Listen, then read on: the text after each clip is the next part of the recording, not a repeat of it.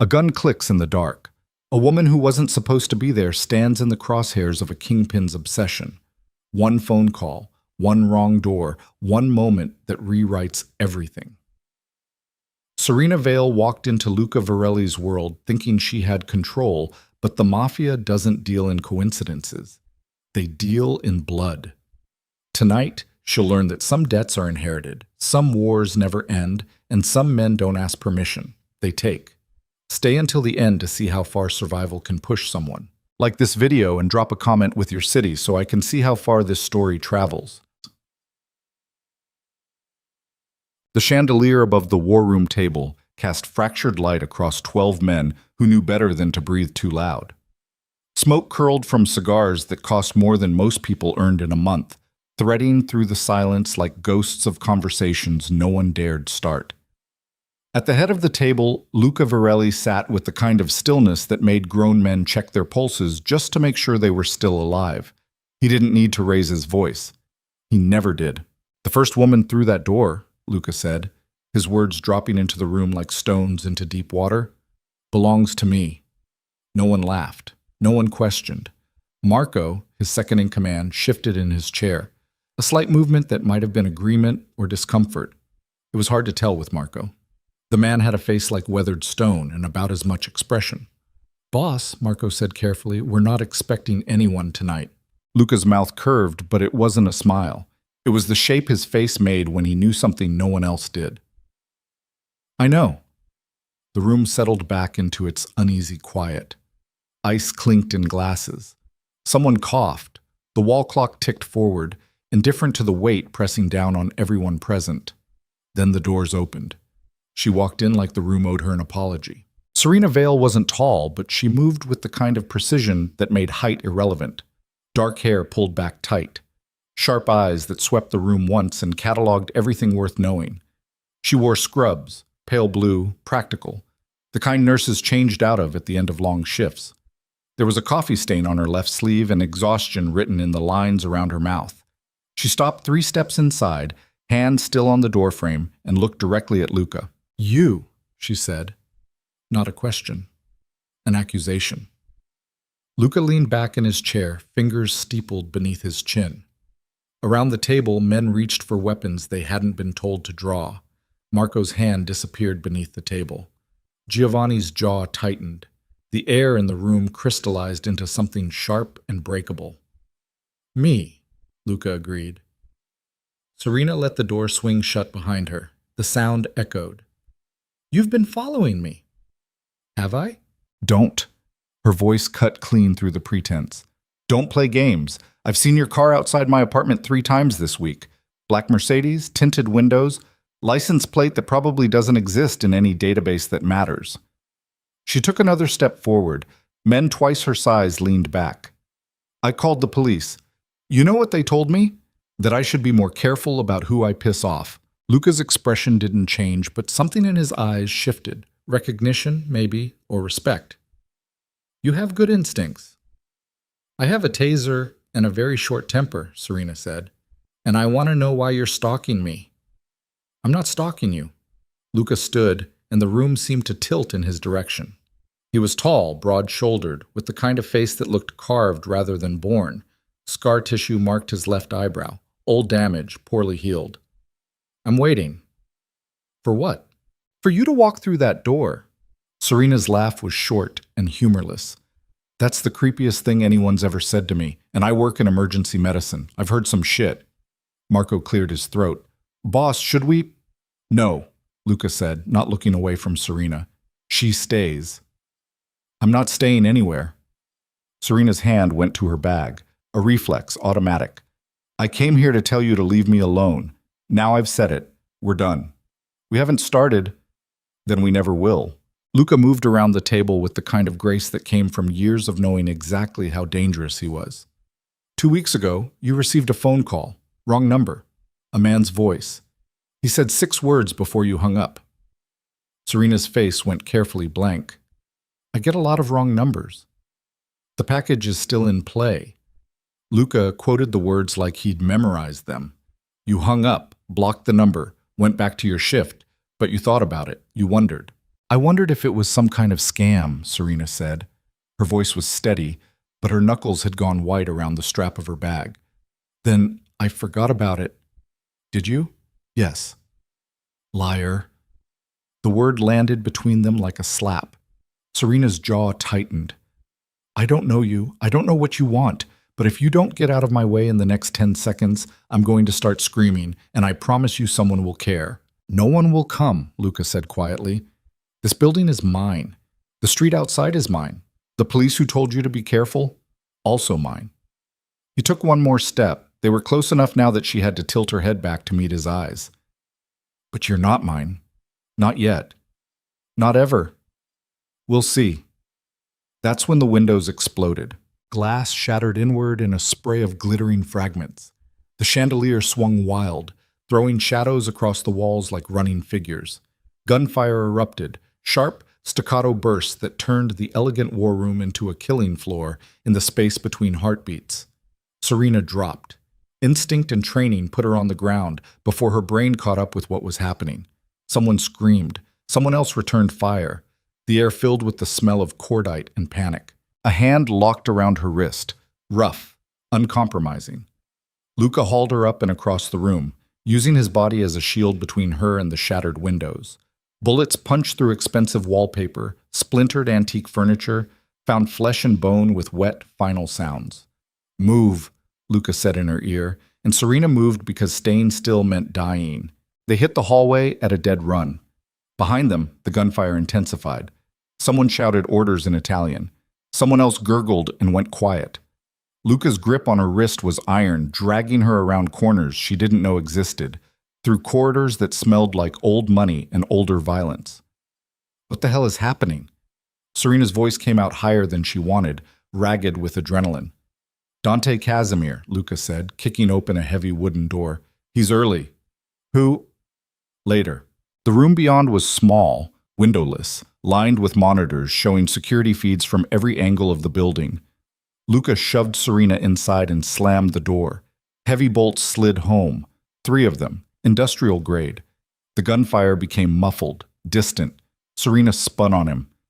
You need to tell me what the hell is going on right now, or I swear— Your father, Luca interrupted, was a very careful man. The words hit her like cold water. My father's dead. I know. Luca moved to the monitors, fingers flying over keys. Screens flickered, cycled through views. Men in tactical gear were moving through the building with military precision. Too many of them, too well equipped. He died 6 months ago. Heart attack. You were working a double shift. He died alone in his apartment. How do you know that? Serena's voice cracked. Because I've been watching you since the day he died, Luca said. Waiting to see if you knew. Knew what? Luca turned to face her fully. In the monitor light, his scar looked deeper, his eyes darker. Your father wasn't who you thought he was. Thomas Vale. Good man. Accountant. Quiet life. He paused. Also, embedded asset for the Casemir organization. 15 years deep. He knew where every body was buried because he helped dig half the graves. Serena's knees went soft. She locked them. That's insane. It's true. My dad worked for a firm downtown. He did taxes. He laundered money for one of the most dangerous criminal networks on the Eastern Seaboard, Luca said. And when he decided to walk away, he took insurance. Something that could bring the whole operation down. Something Dante Casemir has been tearing the city apart trying to find for the last 6 months. I don't— Serena's thoughts were racing, fragmenting. I don't have anything. My dad left me his apartment and about $8,000 in savings. That's it. The phone call, Luca said. 2 weeks ago. The package is still in play. That was a coded message, a dead man's switch. Your father set it up to trigger if certain conditions were met. What conditions? If no one from his organization made contact within 6 months of his death. Luca's jaw tightened. Which means whoever made that call thinks you know where the package is. And now Dante knows it too. On the monitors, armed men were systematically clearing rooms. Bodies lay still in the war room. Marco was gone, either dead or escaped. No way to tell from the cameras. The invaders moved with purpose, checking corners, opening doors. looking for something, looking for someone. I don't know anything, Serena said. Her voice sounded very small. Swear to God, I believe you, Luca said. But Dante won't. He'll take you apart piece by piece until he's sure. And then he'll kill you anyway, because that's what men like him do. Men like you mean? Luca's smile was sharp and joyless. I'm worse than Dante in most ways that matter, but I keep my word, and I pay my debts. Your father did me a favor once, a big one, the kind you don't forget. He moved to a panel on the wall, pressed his palm against it. A section of wall slid aside, revealing a narrow passage. I promised him if anything happened, I'd make sure you survived, so that's what I'm going to do. By kidnapping me? By keeping you alive long enough to figure out what your father hid and where he hid it. Luca gestured to the passage. We have about 90 seconds before they breach this room. After that, we're both dead. So you can come with me and maybe live, or you can stay here and definitely die. Your choice. Serena looked at the monitors, at the armed men getting closer, at the bodies already cooling in rooms she'd walked through minutes ago, at this stranger who knew things about her father that she didn't, who'd been watching her for months, who was offering survival with one hand and threatening her with the other. She thought about her apartment, her job, her normal, boring, safe life that had apparently been built on a foundation of lies. She thought about her father, quiet Thomas Vale, who did crossword puzzles and forgot her birthday and died alone because she'd been too busy saving other people's lives. She thought about the phone call, 6 words that had lodged in her brain like splinters. The package is still in play. 60 seconds, Luca said. Serena looked at him, really looked, saw the scar, saw the way he carried violence like other men carried wallets, saw something else too, buried deeper. Recognition, maybe, or resignation. If you're lying to me, she said, I will find a way to make you regret it. I'm not lying. Good. She stepped toward the passage. Because I'm really good at holding grudges. Luca's laugh was brief and genuine. I believe that too. They moved into the passage just as the first explosive charge detonated against the safe room door. The walls shook. Dust rained from the ceiling. Behind them, metal screamed and bolts gave way. The passage was dark, narrow, sloping downward. Luca had a flashlight, small, tactical, the kind that could double as a weapon. He moved fast, sure-footed. Serena followed, one hand on the wall, trying not to think about what she was running into or what she was running from. Where does this go? She asked. Parking garage, sub-basement 3. And then? Somewhere Dante won't think to look. Not immediately. How long do we have? Until he thinks to look? Luca glanced back, eyes catching the light like an animal's. Maybe 6 hours. Maybe less. That's not very long. No, Luca agreed. It's not. They emerged in a concrete cave that smelled like motor oil and old secrets. Fluorescent lights hummed overhead, casting everything in sickly yellow. A car waited. Not the Mercedes Serena had seen outside her apartment, but something older, more anonymous. A gray sedan with primer spots and a dented bumper.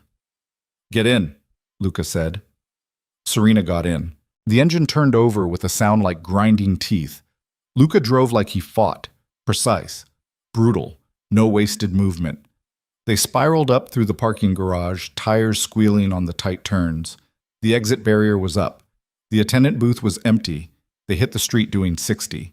Behind them, the building was already burning. Serena twisted in her seat, watching flames lick out of shattered windows. Your people? Dead or scattered, Luca said flatly. We'll count bodies later. You don't sound upset. I am. He took a corner hard enough that Serena's shoulder hit the door.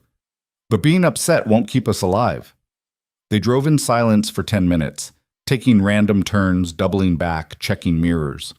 Finally, Luca pulled into an alley behind a shuttered restaurant and killed the engine. In the sudden quiet, Serena could hear her own heartbeat, too fast, too loud. I need you to think, Luca said. Your father's apartment. What did you do with his things? I haven't... Serena swallowed. I haven't done anything yet. It's all still there. I go by sometimes to water his plants, but I haven't been able to pack anything up. Has anyone else been there? The landlord, maybe? I don't know. We need to go there. Tonight. It's a crime scene now, Serena pointed out. Or it will be once someone reports. No one will report anything, Luca said.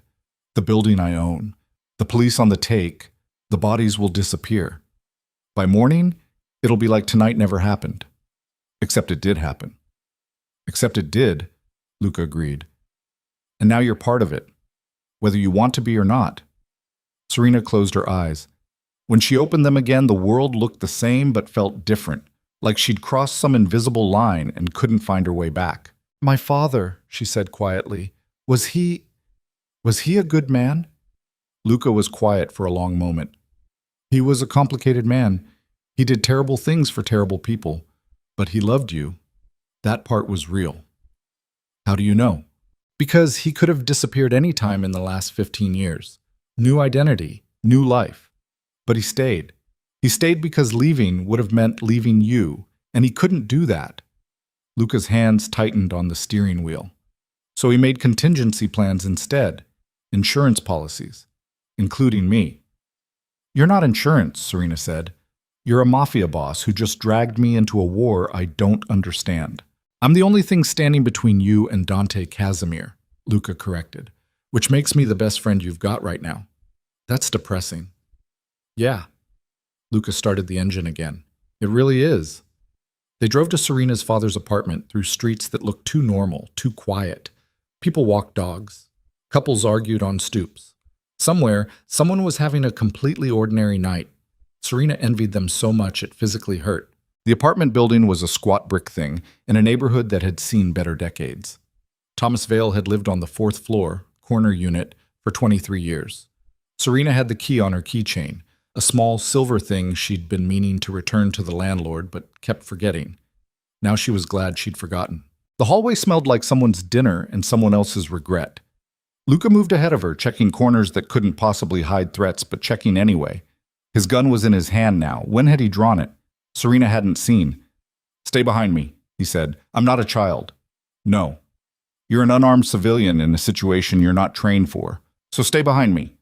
Serena stayed behind him. The apartment door was locked. No signs of forced entry.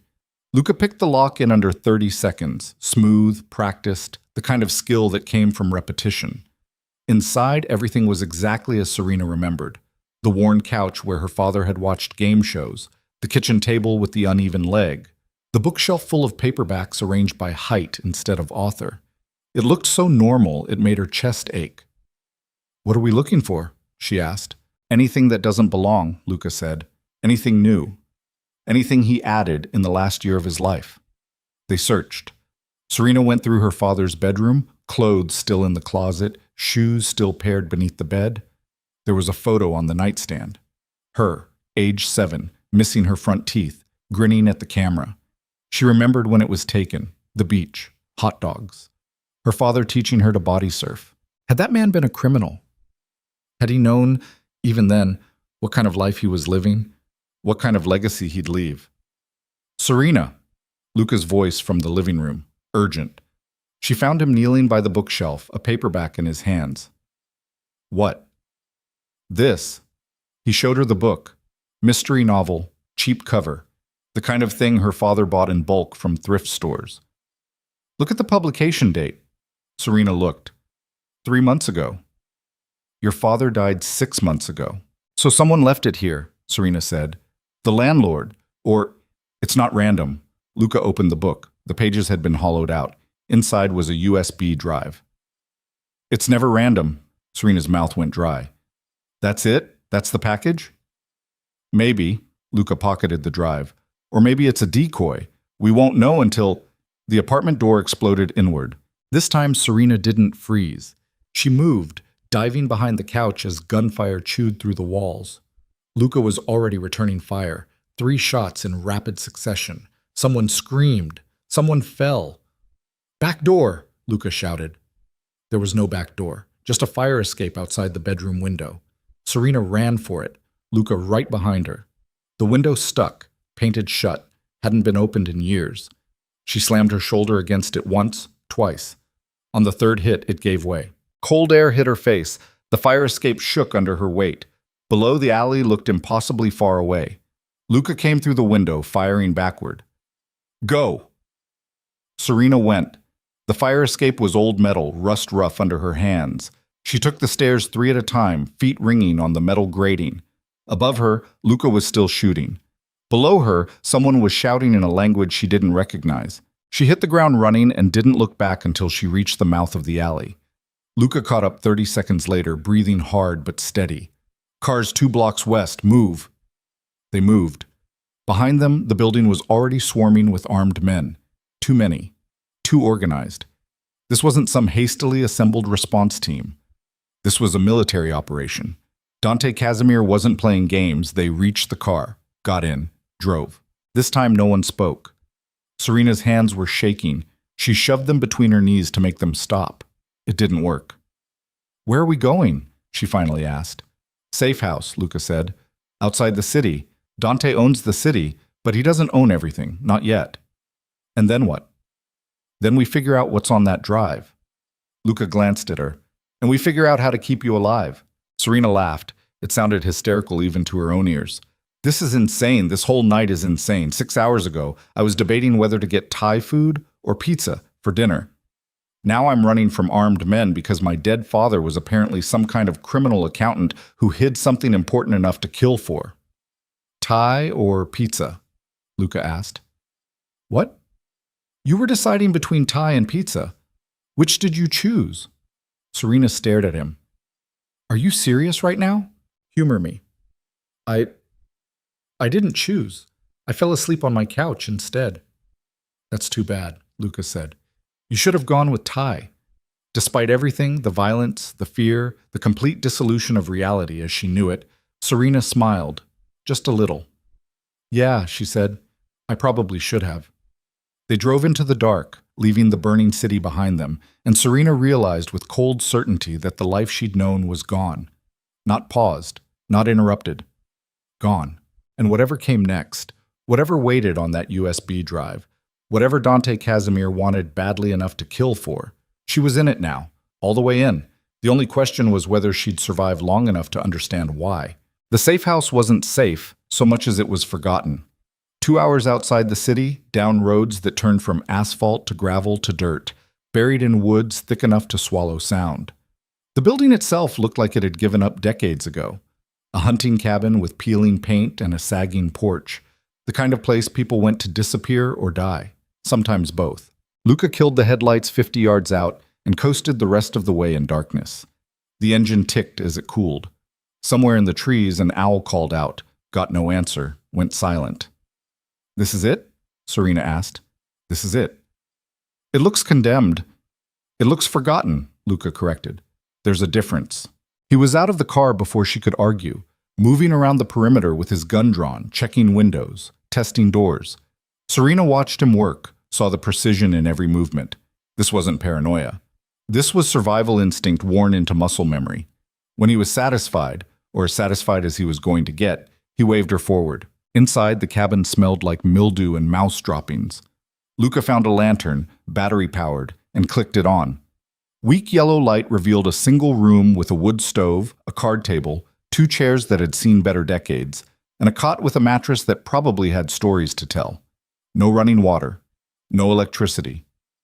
A camping toilet in the corner behind a moldy curtain. 5 stars, Serena said flatly. It's off the grid. Luca set the lantern on the table. No utilities to trace. No property records in any database that matters. Dante could search for a year and never find this place. Lucky us. Luca pulled the USB drive from his pocket and set it on the table. In the lantern light, it looked smaller than before. Just a piece of plastic and circuitry. Nothing worth dying for. Except people were dying for it. "We need a laptop," Serena said. "There's one in the car. Burner. Air-gapped. No network connection." Luca didn't move to get it.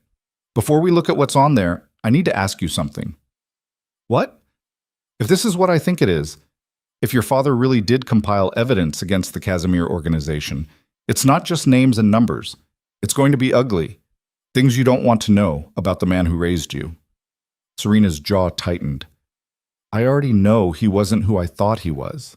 Knowing in theory and seeing in detail are different things. "I'm a nurse," Serena said. "I've seen people die in ways you can't imagine. I've held their hands while they drowned in their own blood. I've told families their loved ones didn't make it. I've seen ugly. I can handle ugly. This is different. Why? Because it's personal? She laughed, sharp and bitter. Everything tonight is personal. My father lied to me for my entire life. You've been stalking me for 6 months. Armed men are trying to kill me because of something I don't even have. So don't tell me I can't handle the truth. I'm already drowning in it. Luca studied her face for a long moment, then nodded once. All right. He went to the car, came back with a laptop that looked like it had survived a small war. Bullet hole in the casing. Screen cracked in one corner, but when he powered it up, it booted clean. He plugged in the USB drive, the screen filled with folders, hundreds of them, organized by date, by operation, by name, spreadsheets, scanned documents, photographs, audio files, video. Serena's father had been thorough. Luca opened a random file. A spreadsheet detailing cash movements through a network of shell companies. Millions of dollars laundered through legitimate businesses, restaurants, construction firms, car washes. The math was clean, professional, impossible to trace without knowing exactly what to look for. Thomas Vale had known what to look for. He didn't just work for them, Serena said quietly. He documented everything. For 15 years, Luca confirmed. Every transaction, every meeting, every body. He clicked to another folder. This is insurance, but it's also evidence. Enough to bring down Dante and everyone who works for him. Enough to fill prisons for decades. So we take it to the police. Luca's laugh was ugly. Half the police in the city are on Dante's payroll. The other half are too scared to act. You go to the cops with this, you'll be dead before the sun comes up.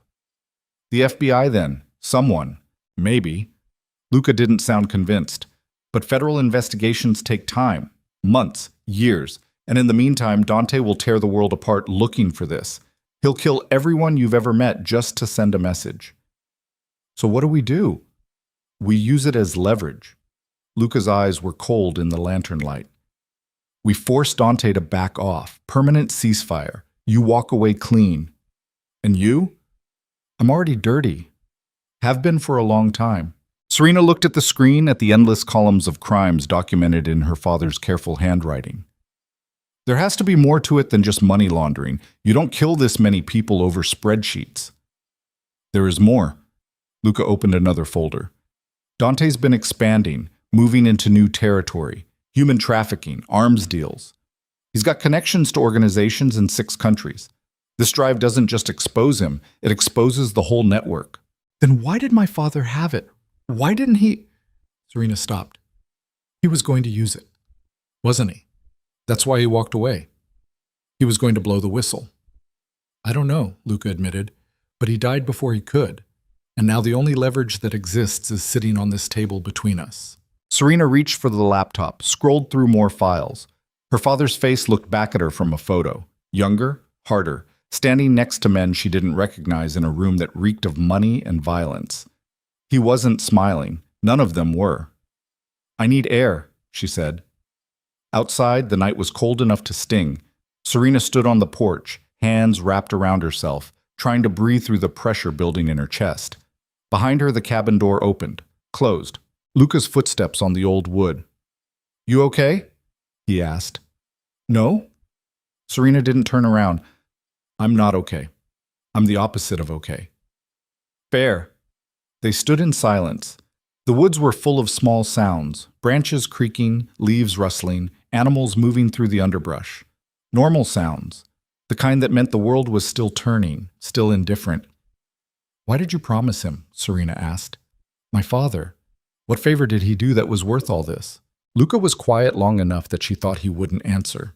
Then, 5 years ago, I had a problem. A rival family thought they could take what was mine. They were wrong, but they were persistent. One of them got close enough to plant a bomb in my car. Jesus. Your father found it. He was doing routine maintenance on one of Dante's operations in the same garage. Saw something that didn't look right. Could have walked away, should have walked away. But he didn't. He called me, warned me. Defused the bomb himself because there wasn't time to wait for professionals. Luca's voice was flat, factual. I owe him my life, which means I owe you protection. That's how this works. That's insane. That's the life. Serena turned to face him. What if I don't want protection? What if I want to take this drive and disappear? New name, new city, new everything. You'd be dead in a month, Luca said bluntly. Dante has reach. He has resources. You can run, but you can't hide, not from him. So I'm stuck. You're alive. There's a difference. Serena wanted to argue, but the exhaustion was catching up with her now. Bone-deep weariness that made her knees weak. She'd been running on adrenaline for hours. Now the crash was coming, inevitable as gravity. I need to sleep, she said. I could take the cot. I'll keep watch. You need sleep too. I'll sleep when you're safe. That might be never. Luca's smile was grim. Then I guess I'm not sleeping. Inside, Serena collapsed onto the cot without bothering to check if the mattress was clean. It wasn't, but she was too tired to care. The last thing she saw before sleep dragged her under was Luca sitting at the table, gun within reach, staring at the laptop screen like it held answers he didn't want to find. Maybe it did. She dreamed of her father. Not the quiet man who did crosswords and forgot birthdays, but someone else. Someone harder. Someone standing in rooms full of violence, making calculations, keeping records. In the dream, he looked at her and said nothing, just turned away. When she woke, gray light was leaking through the gaps in the walls. Dawn, or close enough. Luca was still at the table. The laptop was closed now. He looked like he hadn't moved in hours. Did you sleep? Serena asked. Some. Liar. His laugh was brief and tired. Yeah. Serena sat up, every muscle in her body protesting. Her scrubs were filthy, streaked with dirt and blood that might have been hers or someone else's. She couldn't remember. What now? Now we need to move, Luca said. This place is good for a night, but not longer. Dante will be expanding his search radius. We need to stay ahead of him. Move where? I'm working on that. Serena stood, joints cracking. You don't have a plan. I have half a plan. That's not reassuring. It's honest. Luca closed the laptop. The drive is leverage, but only if we can get it to someone who'll use it. Someone Dante can't reach. Someone with the authority and the resources to actually act. Who? I don't know yet. He rubbed his face, the gesture betraying exhaustion he wouldn't otherwise show. But I have contacts. People who owe me. I'll make calls. From here? I thought this place was off the grid. It is. We'll have to go into town. There's a payphone about 10 miles south. Old gas station that's barely hanging on. Luca stood, stretched. Something in his back popped audibly. We'll make it fast. In and out. And if Dante's people are waiting, then we'll deal with them. Serena wanted to ask how exactly they deal with trained killers, but she already knew the answer. The same way they dealt with everything else tonight. Violence and improvisation and luck that couldn't possibly hold. They left the cabin as the sun broke over the tree line, turning the world gold and green. Beautiful, in a way that felt like an insult. Like the universe didn't care that people were dying, that lives were being torn apart, that nothing would ever be the same. The drive took 20 minutes on dirt roads that turned Serena's stomach. Luca drove fast but careful, checking mirrors constantly, scanning the woods for movement. His gun was on the seat between them. Serena kept looking at it, wondering if she'd have to use it, wondering if she could. The gas station was exactly as advertised, barely hanging on, single pump, cracked pavement. A building that looked like a strong wind would knock it over. The payphone was mounted on the exterior wall, receiver dangling from a metal cord. Wait in the car, Luca said. No. Serena? I'm not sitting in a car waiting to get shot, she said. We go together or not at all? Luca looked like he wanted to argue, but something in her face must have convinced him. Fine, but stay close. They approached the payphone together. Luca had quarters, an absurd detail that almost made Serena laugh. Who carried quarters anymore? But he fed them into the slot, dialed a number from memory. It rang 4 times. A man answered. Yeah? It's Luca. I need a favor. Pause. Then, Jesus Christ, Luca. You know what's happening? The whole city's on fire. Dante's people are everywhere. They're saying you started a war. I didn't start anything. But I'm going to finish it. Luca's voice was steady, controlled. I need a name. Someone in federal law enforcement who's clean. Someone Dante hasn't bought. That's a short list. Then give me the shortest name on it. Another pause. Longer this time. Serena could hear voices in the background, muffled conversation. Finally, Agent Sarah Chen, FBI Field Office, White Collar Crime Division. She's been trying to build a case against Casemir for 3 years. Can't get traction because everyone she talks to either disappears or refuses to cooperate. She clean? As far as I know. But Luca, if you're thinking what I think you're thinking, I'm not thinking anything yet, just gathering options. Luca's eyes were scanning the empty road, the woods, the gas station windows. Where can I find her? Her office is downtown, but she's not there now. Word is she's working from a field location, Hotel Morrison, room 412. But Luca, thanks, I owe you. You owe me a lot more than you can pay if this goes wrong. Luca hung up. Serena waited until they were back in the car before speaking. Hotel Morrison is in the city. We go back there. We're walking into Dante's territory. I know. He'll be watching. He'll have people everywhere. I know that too. So this is suicide? No. Luca started the engine. This is the only move that makes sense. We can't run forever. We can't hide. The only way out is through. Serena wanted to argue, but the logic was sound even if the execution was terrifying. They couldn't stay off the grid indefinitely. Eventually Dante would find them. Better to act now, while they still had initiative. If we do this, she said slowly, we do it smart. We don't just walk in the front door. Agreed. And we need leverage beyond just the drive, something that makes Dante back off long enough for us to get to this FBI agent. Luca glanced at her. What are you thinking? I'm thinking, Serena said, that my father spent 15 years documenting everything, which means he probably documented people on Dante's payroll, cops, officials, people who'd be very interested in making sure this information never goes public. You want to blackmail them. I want to create chaos, make Dante's people too busy covering their own asses to worry about us. She met Luca's eyes. Can you get a message out? Something that makes them panic? Luca's smile was slow and dangerous. Yeah, I can do that. They drove back to the cabin, Luca's mind clearly working through possibilities. Inside, he powered up the laptop again, started scrolling through files. Found what he was looking for in a folder labeled payroll. Names, dozens of them. Police captains, district attorneys, city council members, federal agents, people who'd taken Dante's money and buried their consciences. Your father was meticulous, Luca said, almost admiringly. He was an accountant, Serena replied. Details were his religion. Luca pulled up a document, started typing. A message. Short, brutal. The veil evidence is live. Everyone on the payroll is exposed. Save yourselves while you can. He attached a sample file, just enough to prove the threat was real, and prepared to send it through a network of anonymized relays. When this goes out, he said, all hell breaks loose. Dante's organization will start eating itself. People will run. People will start making deals. It'll buy us time, but it'll also make us the most hunted targets in the state. So we'd better move fast. Very fast. Luca hit send. Somewhere in the city, phones started ringing. Inboxes started filling. People started panicking. The war just shifted. They packed what little they had. The laptop, the drive, the gun, a change of clothes Luca had stashed in the car.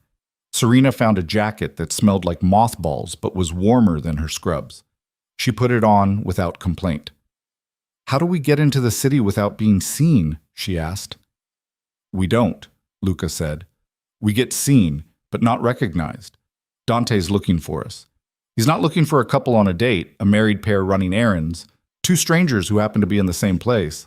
You want to hide in plain sight. It's worked before. They drove south, back toward the city that wanted them dead. On the way, Luca stopped at a thrift store, one of those places that smelled like old lives and forgotten dreams. He came out with clothes, a sundress for Serena, floral print, and completely at odds with everything she was feeling. For himself, khakis and a polo shirt that made him look like a suburban dad. You're kidding, Serena said when she saw them.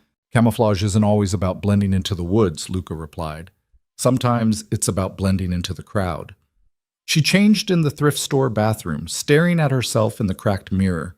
The woman looking back was a stranger, exhausted, terrified, wearing a dress that didn't fit right and shoes that pinched, but alive, for now. Outside, Luca looked almost unrecognizable. The scar was still there, the hardness in his eyes, but the suburban costume softened him just enough. They looked like exactly what they were pretending to be. Normal people having a normal day. The lies we tell, Serena thought, are the ones that keep us breathing. They reached the city as afternoon bled into evening. Traffic was heavy, people heading home from work, picking up kids, living lives that hadn't been shattered. Serena watched them through the window and felt the distance like a physical thing, the gap between who she'd been yesterday and who she was becoming. Hotel Morrison was downtown, a mid-tier business hotel that catered to conference attendees and traveling salespeople. Luca parked 3 blocks away, in a public garage where the car would be one among hundreds.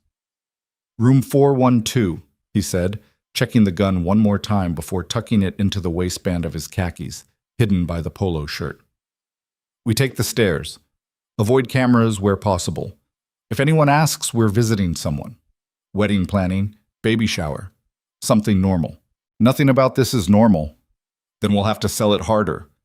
They walked into the hotel like they belonged there.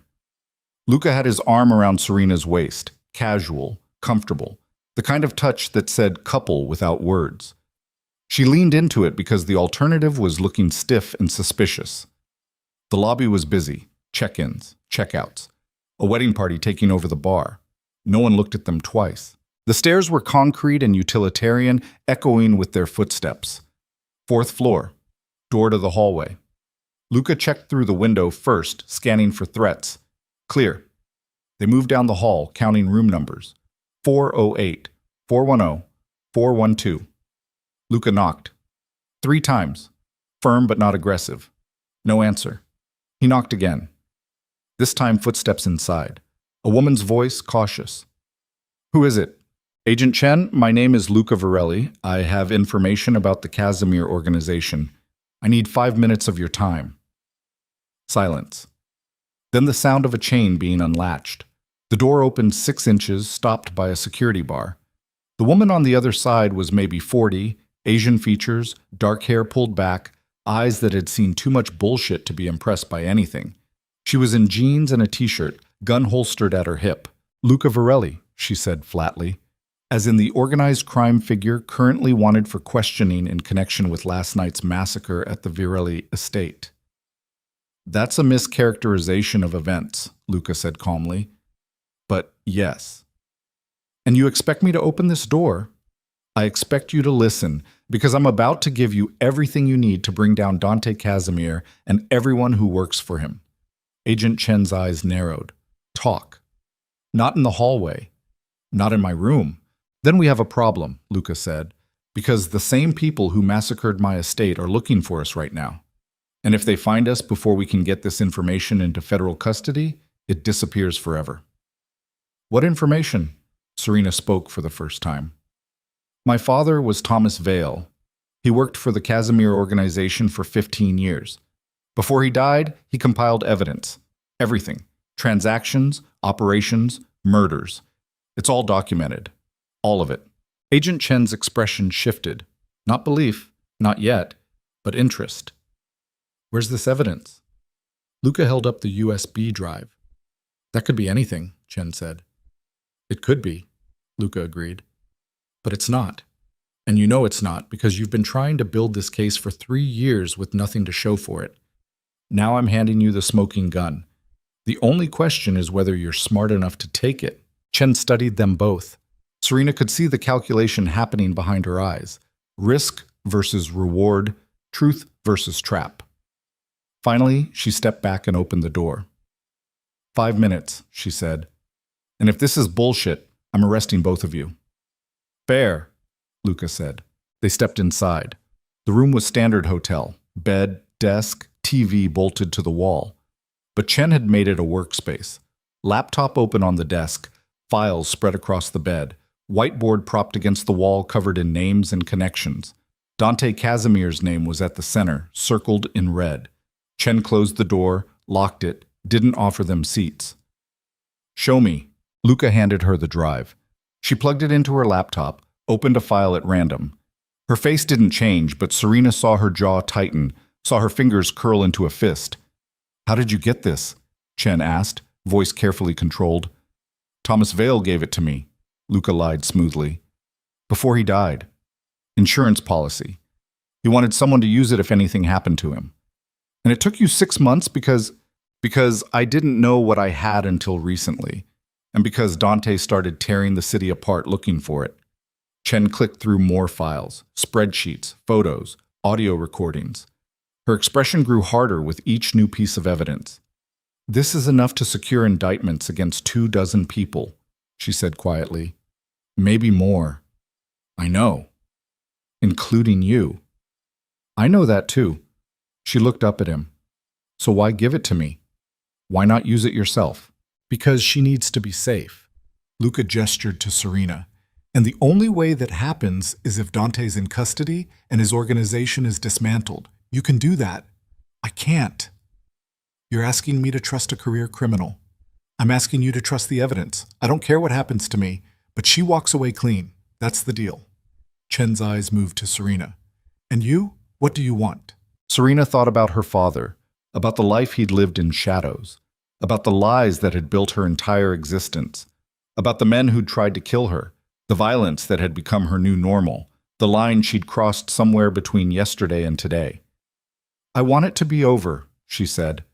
I want to go back to my life, but I'll settle for being alive long enough to figure out what that even means anymore. Chen nodded slowly. I can work with that. She pulled her phone from her pocket. I'm calling my office, getting a team down here. We'll secure you both, get you into protective custody, start building the case. No, Luca said. Chen paused. No. The moment you make that call, Dante knows. He's got people in your office, people in the bureau, people everywhere. You call for backup, we're dead before they arrive. Then what do you suggest? We go dark. You, me, her. We take this evidence and we disappear for 48 hours. Long enough to copy it, distribute it to people Dante can't reach, build a case so airtight he can't wriggle out. Luca's voice was hard, urgent. Then you bring in the cavalry. Then you make arrests. But not before. That's against protocol. Protocol got dozens of witnesses killed. Protocol is why you've been spinning your wheels for 3 years. Luca leaned forward. I'm offering you the case of your career, but only if you're willing to bend the rules long enough to actually win. Chen was quiet for a long moment. Then she closed her laptop, unplugged the drive, and pocketed it. 48 hours, she said, but I'm in charge. We do this my way, and if you so much as think about double-crossing me, I will put a bullet in you myself. Clear? Clear. Good. She grabbed her go bag from the closet, started packing essentials. I've got a field location. Isolated, secure. We'll work from there. But we leave now, before... The door exploded inward, not with explosives this time, just brute force. 3 men, tactical gear, weapons up. They moved like professionals, clearing angles, acquiring targets. Chen's gun was already drawn. She fired twice, both shots center mass. The first man went down, the second returned fire. The hotel room erupted into chaos. Luca shoved Serena behind the bed, came up shooting. Another man dropped, but more were coming. She could hear them in the hallway, boots on carpet, voices coordinating. Window! Chen shouted. Luca fired 3 more times, buying seconds. Serena was already moving, throwing open the window, 4 stories up. No fire escape, just open air and a very long drop. There's nowhere to... Jump! Chen grabbed her arm and pulled. They went through the window together, falling into nothing. For a heartbeat, Serena was weightless. Then she hit the awning over the hotel entrance, canvas that gave way but didn't break, sliding her down and sideways. She tumbled off the edge, hit a car hood, rolled to the pavement. Every bone in her body screamed, but she was alive. Chen landed beside her, already moving. Car, now! Luca came through the window last, landed hard, came up limping but functional. Gunfire chased them from the hotel, bullets sparking off concrete and metal. They ran. The parking garage. 3 blocks that felt like 3 miles. Behind them, shouts and sirens. Ahead, the car that had brought them here, waiting like a promise. They piled in. Luca drove. Chen navigated from the back seat, directing them through streets and alleys, staying off main roads, moving fast.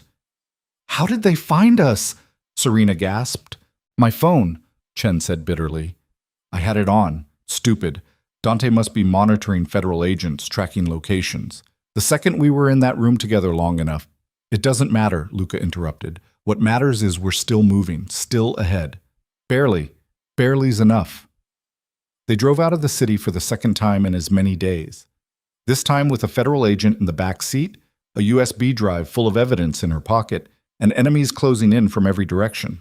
The safe house Chen directed them to was an hour north, not a cabin this time, but a farmhouse. Abandoned, but solid.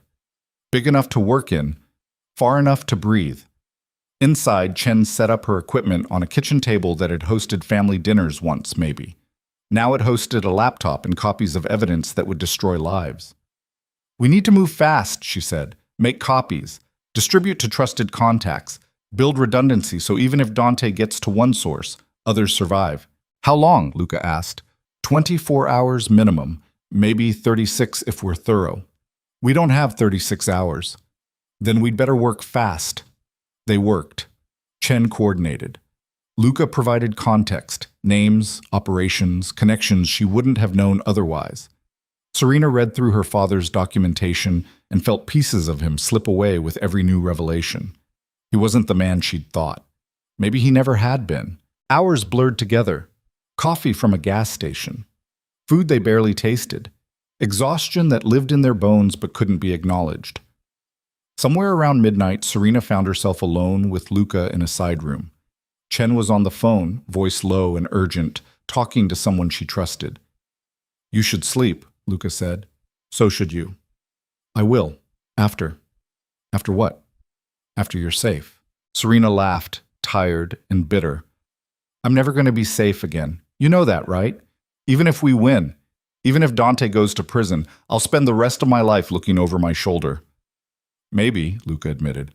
Or maybe you'll learn to live with it. People adapt, even to impossible things. Is that what you did? Every day. She looked at him, really looked, saw the scar, saw the exhaustion he wouldn't acknowledge, saw something else too, something that might have been regret or might have been resignation. Why did you really promise my father? She asked quietly. And don't give me the bomb story. That explains obligation. It doesn't explain this. Any of this. Luca was quiet for a long time. Outside, an owl called. Got no answer. Went silent. Because he asked me to protect you from the life, Luca finally said. The one he was living. He knew what it did to people. He knew what it cost. And he didn't want that for you. So when he made me promise, it wasn't just about keeping you alive. It was about keeping you clean, keeping you out. He met her eyes. But I failed, because here you are, right in the middle of it, and I can't figure out if I kept my promise or broke it. You kept me alive, Serena said. That counts. Does it? It has to. Before Luca could respond, Chen appeared in the doorway. Her face was grim. We have a problem, she said. They followed her back to the kitchen. On the laptop screen, a news broadcast, live footage. The hotel where they'd met with Chen cordoned off, body bags being carried out, police everywhere. The news anchor was saying something about a shootout, casualties, suspects at large. But that wasn't the problem. The problem was the photo they were showing. Security camera footage, grainy but clear enough. Luca, Serena, Chen, all three of them, walking into the hotel together. They're saying I'm compromised, Chen said, voice flat, that I'm working with organized crime figures. My office is pulling my credentials, issuing a warrant for my arrest. Dante, Luca said. Obviously, but it doesn't matter who's behind it. What matters is I'm now as wanted as you are, which means I can't get the evidence into official hands, can't process it through normal channels. Everything I've built, every contact I had, it's all gone. Serena felt the walls closing in. So what do we do? Chen looked at the screen, at the evidence files, at the two criminals and the federal agent who'd just become one herself. We stop playing defense, she said. We go after Dante directly, force a confrontation, make him vulnerable, and we don't stop until either he's in custody or we're all dead. That's insane, Serena said. Yeah, Chen agreed. It really is. But she was smiling, not a happy smile. A smile that said she'd crossed a line and found the other side oddly liberating. Luca smiled back. Same energy, same recklessness. They'd all crossed the line now. All committed to something there was no walking back from. Serena looked at them both. These people who'd become her only allies in a world gone mad. A mafia boss who'd turned protector. A federal agent who'd become a fugitive. And herself, a nurse who'd picked up a gun and found she could pull the trigger. Okay, she heard herself say, tell me how we do this, tell me how we end Dante Casemir. And outside, the night pressed close, full of eyes that watched and waited, full of violence that hadn't finished with them yet. The point of no return wasn't a place, it was a choice, and they'd all just made it. Chen spread a map across the kitchen table, the paper crackling under her hands. Red circles marked locations across the city, properties tied to Dante Casemir through shell companies and proxies, warehouses, import businesses, a yacht club on the waterfront. Each one a potential fortress, each one crawling with armed men who'd kill without hesitation. This one, Chen said, tapping a warehouse near the docks. It's his distribution hub. Everything moves through here. Weapons, contraband, cash. If we hit it hard enough, we force him into the open. Luca studied the map, jaw tight. It's also his most heavily defended location. 20 men minimum, cameras everywhere. No way in that doesn't end with us in body bags. Then we don't go in. Chen pulled up satellite imagery on her laptop. We don't need to breach. We need to create a problem big enough that Dante has to respond personally. Make him leave whatever hole he's hiding in. And then what? Serena asked. She was standing by the window, watching darkness press against the glass. We grab him? Kill him? What's the end game here? We get him on record, Chen said. Confession. Admission of guilt. Something we can use even if the physical evidence gets destroyed. He'll never confess. He will if he thinks we're already dead and he's won. Chen's eyes were hard. People get careless when they think they've already won. Luca shook his head. Dante's not careless. He survived this long by being paranoid and thorough. You're not going to trick him into admitting anything. Then we force him. Chen's voice went cold. We take something he values, something he'll trade for, something that makes him vulnerable. Like what? Like his daughter. The room went silent. Serena turned from the window. His daughter? Natalia Casemir, Chen said, pulling up a file on her laptop. A photo, young woman, maybe 25, dark hair, elegant features, the kind of beauty that came from good genetics and better money. She's studying art history at Columbia, lives in a brownstone in the village. Dante keeps her separate from the business, tries to keep her clean. But she's his weak spot. The only thing he gives a damn about besides power. You want to kidnap her, Luca said flatly. I want leverage. That's insane. So is everything else we're doing. Chen met his eyes. You got a better idea? Luca was quiet for a long moment. Then he looked at Serena. What do you think? Serena thought about the men who'd tried to kill her, about her father's secrets, about the violence that had become her new normal, about lines she'd already crossed and lines she hadn't. I think, she said slowly, that I don't want to become the kind of person who kidnaps innocent people. She's not innocent, Chen said. She's Dante's daughter. She knows what he is. Knowing what your father is doesn't make you guilty of his crimes. Neither does being Thomas Vale's daughter, but here we are. The comparison landed like a slap. Serena's hands curled into fists. That's not the same, isn't it? No, because I'm not using my father's crimes as justification for hurting other people. I'm trying to survive. There's a difference. Chen's expression softened slightly. I know, but survival sometimes means making choices that keep you up at night. I'm not asking you to like this. I'm asking if you can live with it.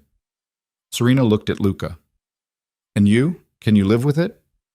Luca's face was unreadable. I've done worse for less reason, but Chen's right about one thing. We need leverage. Without it, we're just three people with a USB drive trying to outrun an army. So we kidnap an innocent woman and use her as bait. Serena's voice was hollow.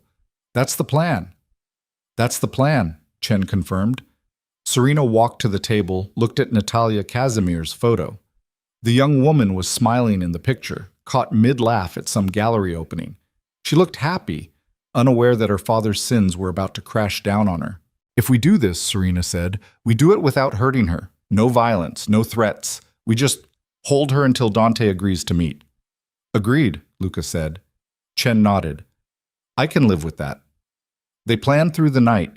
Chen pulled surveillance data on Natalia's routine, classes, favorite coffee shop, evening walks through Washington Square Park. Patterns. Predictability. The kind of normal life that made someone vulnerable. By dawn, they had a plan. Simple. Clean. The kind that only worked if nothing went wrong, which meant it probably wouldn't work at all. They drove back into the city in stolen plates and borrowed faces, baseball caps pulled low, sunglasses despite the early hour. The streets were waking up, people heading to work, joggers in the park, food carts setting up for the breakfast rush. Normal. All of it so goddamn normal. Natalia Casemir left her brownstone at 8:15, exactly on schedule. Dark coat, leather bag slung over one shoulder, earbuds in. She walked like someone who'd never had to check over her shoulder, who'd never learned that the world could turn vicious in a heartbeat. Serena watched from across the street and felt sick. Second thoughts? Luca asked quietly. 10th thoughts. 100th thoughts. Serena's hands were shaking. She shoved them in her pockets. But we're doing this anyway. We don't have to. Yes, Serena said. We do. They followed Natalia to the coffee shop. Chen went in first, casual, ordering something complicated. Luca went next. Serena waited outside, watching through the window. Natalia ordered her usual, some kind of latte with extra foam. She was scrolling through her phone, oblivious. Chen moved closer, timing it perfectly. As Natalia turned to leave, Chen stumbled, spilled her drink, grabbed Natalia's arm. Oh God, I'm so sorry. It's fine. Don't worry about... The syringe was so small Serena almost missed it. Just a quick press against Natalia's upper arm, needle-piercing fabric and skin. The sedative worked fast. Chen had promised it would. Natalia's eyes went unfocused. Her knees buckled. She's having a seizure, Chen's voice carried. Someone call an ambulance. But Luca was already there, playing the concerned stranger, helping Chen guide Natalia toward the door. I've got a car right outside. They moved fast. Out the door. Into the sedan. Gone before anyone could process what had happened. Serena slid into the back seat next to Natalia's unconscious form. The young woman's breathing was steady, regular. She looked peaceful. Like she was sleeping. Like she wasn't being kidnapped. Drive, Chen said. Luca drove. They took her to another safe house, this one further out, deeper in the woods. An old hunting lodge that smelled like mildew and abandonment. Inside, they laid Natalia on a couch, checked her vitals. Everything stable. She'll wake up in about an hour, Chen said. Groggy but functional. No permanent effects. Just the psychological trauma of being kidnapped, Serena said bitterly. She'll survive. Will she? Chen's look was sharp. We're not going to hurt her. We agreed. I know, but Dante will hurt people to get her back. A lot of people. And that's on us. That's on him, Luca corrected. He built this life. He made these choices. We're just forcing him to pay for them. Serena wanted to argue, but exhaustion was catching up with her again. She'd been running on adrenaline and coffee for too long.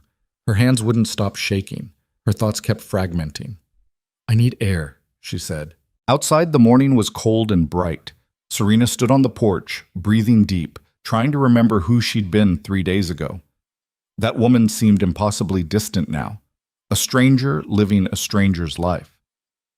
The door opened behind her. Luca stepped out, closed it quietly. You okay? He asked. No. Serena didn't look at him. I keep thinking about my patients, people I've saved, people I've held while they died. I took an oath, first do no harm, and now I'm part of a kidnapping. You didn't take that woman, Luca said. Chen and I did. You're just here. That's a distinction without a difference. Maybe. He leaned against the porch rail. But you're still here. You could have walked away a dozen times. You didn't, which means some part of you knows this is necessary. Or it means I'm too scared to be alone. Fear's not weakness. It's information. It tells you what matters. Luca's voice was quiet. You're afraid because you care. About doing the right thing. About not becoming like the people who've hurt you. That's not weakness. That's the only thing keeping you human. Serena finally looked at him. And what keeps you human? Nothing anymore. He said it simply, without self-pity. I crossed too many lines too long ago, but you haven't. Not yet. You can still come back from this. Can I? I don't know, Luca admitted, but I hope so. Inside, Chen was setting up equipment, camera on a tripod, lighting, a script she'd written on hotel stationery. When Natalia wakes up, Chen explained, we're going to record a message. Proof of life. Send it to Dante along with our demands. Which are? Luca asked. He meets us. Alone. Neutral location. He brings nothing but himself and his confession. We bring his daughter and the drive. Exchange happens. Everyone walks away. He'll never agree to that. He will when the alternative is watching his daughter bleed out on camera. Serena's stomach turned. You said no violence. I said we wouldn't hurt her, Chen corrected. I didn't say we wouldn't threaten to. Dante doesn't know we're bluffing. This is insane. This is leverage. An hour later, Natalia Casemir's eyes fluttered open. She blinked, confused, trying to orient herself. When she saw the three strangers watching her, confusion turned to fear. Where? Her voice came out hoarse. Where am I? You're safe, Serena said, moving closer. No one's going to hurt you. Who are you? What do you want? We need your help, Chen said, all business. Your father has something that belongs to us. We're going to trade. You for the truth. Natalia's face went pale. My father? You took me because of my father? Yes. I don't have anything to do with his business. I don't know anything. I can't. We know, Luca interrupted. This isn't about what you know. It's about what you're worth to him. Natalia's eyes filled with tears. Please, please, I don't want to die. You're not going to die, Serena said firmly. She shot a look at Chen. No one's going to hurt you, I promise. Can you promise that? Natalia's voice broke. Can you really promise that when you've already kidnapped me? Serena had no answer. Chen set up the camera. We're going to record a message. You're going to tell your father you're alive and you're being treated well. Then we're going to send it to him along with our demands. That's all. No tricks, no harm. And if he doesn't give you what you want, he will. Chen's voice was cold. Because you're the only thing in this world he actually loves. They recorded the message. Natalia, pale and shaking, reading from Chen's script. Proof of life. Timestamp. A demand for meeting terms. When it was done, Chen sent it through an encrypted channel to a number pulled from the evidence files. Dante Casemir's private line. The one only a handful of people knew. Then they waited. 2 hours passed. 3. Natalia sat on the couch, silent and terrified. Serena tried to comfort her, but what comfort was there? We kidnapped you, but we're the good guys didn't exactly inspire trust. Finally, Chen's phone buzzed. A message. Coordinates. Time. Tomorrow at noon. He agreed, Chen said, surprised despite herself. Of course he did, Luca said grimly. We have his daughter. They spent the rest of the day preparing, checking weapons, running through scenarios, planning for every possibility except the one that mattered, the one where everything went wrong. That night, Serena couldn't sleep. She lay on a cot in the corner, staring at the ceiling, listening to Natalia's quiet breathing across the room. The young woman had finally cried herself into exhausted sleep. Footsteps. Chen moving through the darkness. Serena sat up. Can't sleep either? Never could before an operation, Chen admitted. She sat on the floor, back against the wall. You learn to function on adrenaline and stubbornness. How long have you been doing this? Chasing criminals. 15 years, bending the rules? This is new. Chen's laugh was hollow. Never thought I'd be the one on the wrong side of the law. Are we? On the wrong side? Legally? Absolutely. Morally? Chen shrugged. I don't know anymore. I used to think there was a clear line. Good guys and bad guys. Right and wrong. But the more I see, the more that line blurs. My father lived on that line, Serena said quietly. I think it destroyed him. Or saved him. Kept him human when everything else was trying to turn him into a monster. Chen looked at her. You're more like him than you think. I don't want to be. Too late. You're already making the hard choices. already doing things you never thought you'd do. That's him in you, whether you like it or not. Serena wanted to argue, but the truth was too heavy to deny. Morning came cold and gray. They loaded into the car, Luca driving, Chen riding shotgun, Serena in back with Natalia. The young woman hadn't spoken since waking, just stared out the window with dead eyes. The meeting location was an abandoned factory on the edge of the industrial district. All concrete and rust, windows shattered, graffiti covering every surface. The kind of place where bad things happened and nobody looked too closely. They arrived early, checked sight lines, escape routes. Chen positioned herself with a rifle on the second floor. Overwatch, she called it. Luca stayed on the ground floor with Serena and Natalia. When Dante arrives, Luca said, I do the talking. You stay with Natalia. Don't engage unless you have to. And if something goes wrong, then you run, fast and far. Don't look back. I'm not leaving you. Luca's smile was sad. You might not have a choice.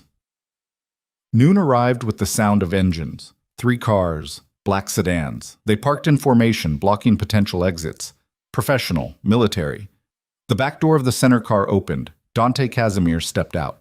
He was smaller than Serena expected. Maybe 5'10", lean build, wearing a suit that cost more than most people earned in a year. Dark hair going gray at the temples. Face that could have been handsome if not for the cold calculation in his eyes. He walked forward alone, hands visible, no weapon drawn. Luca Varelli, he called out. His voice carried, accent subtle but present.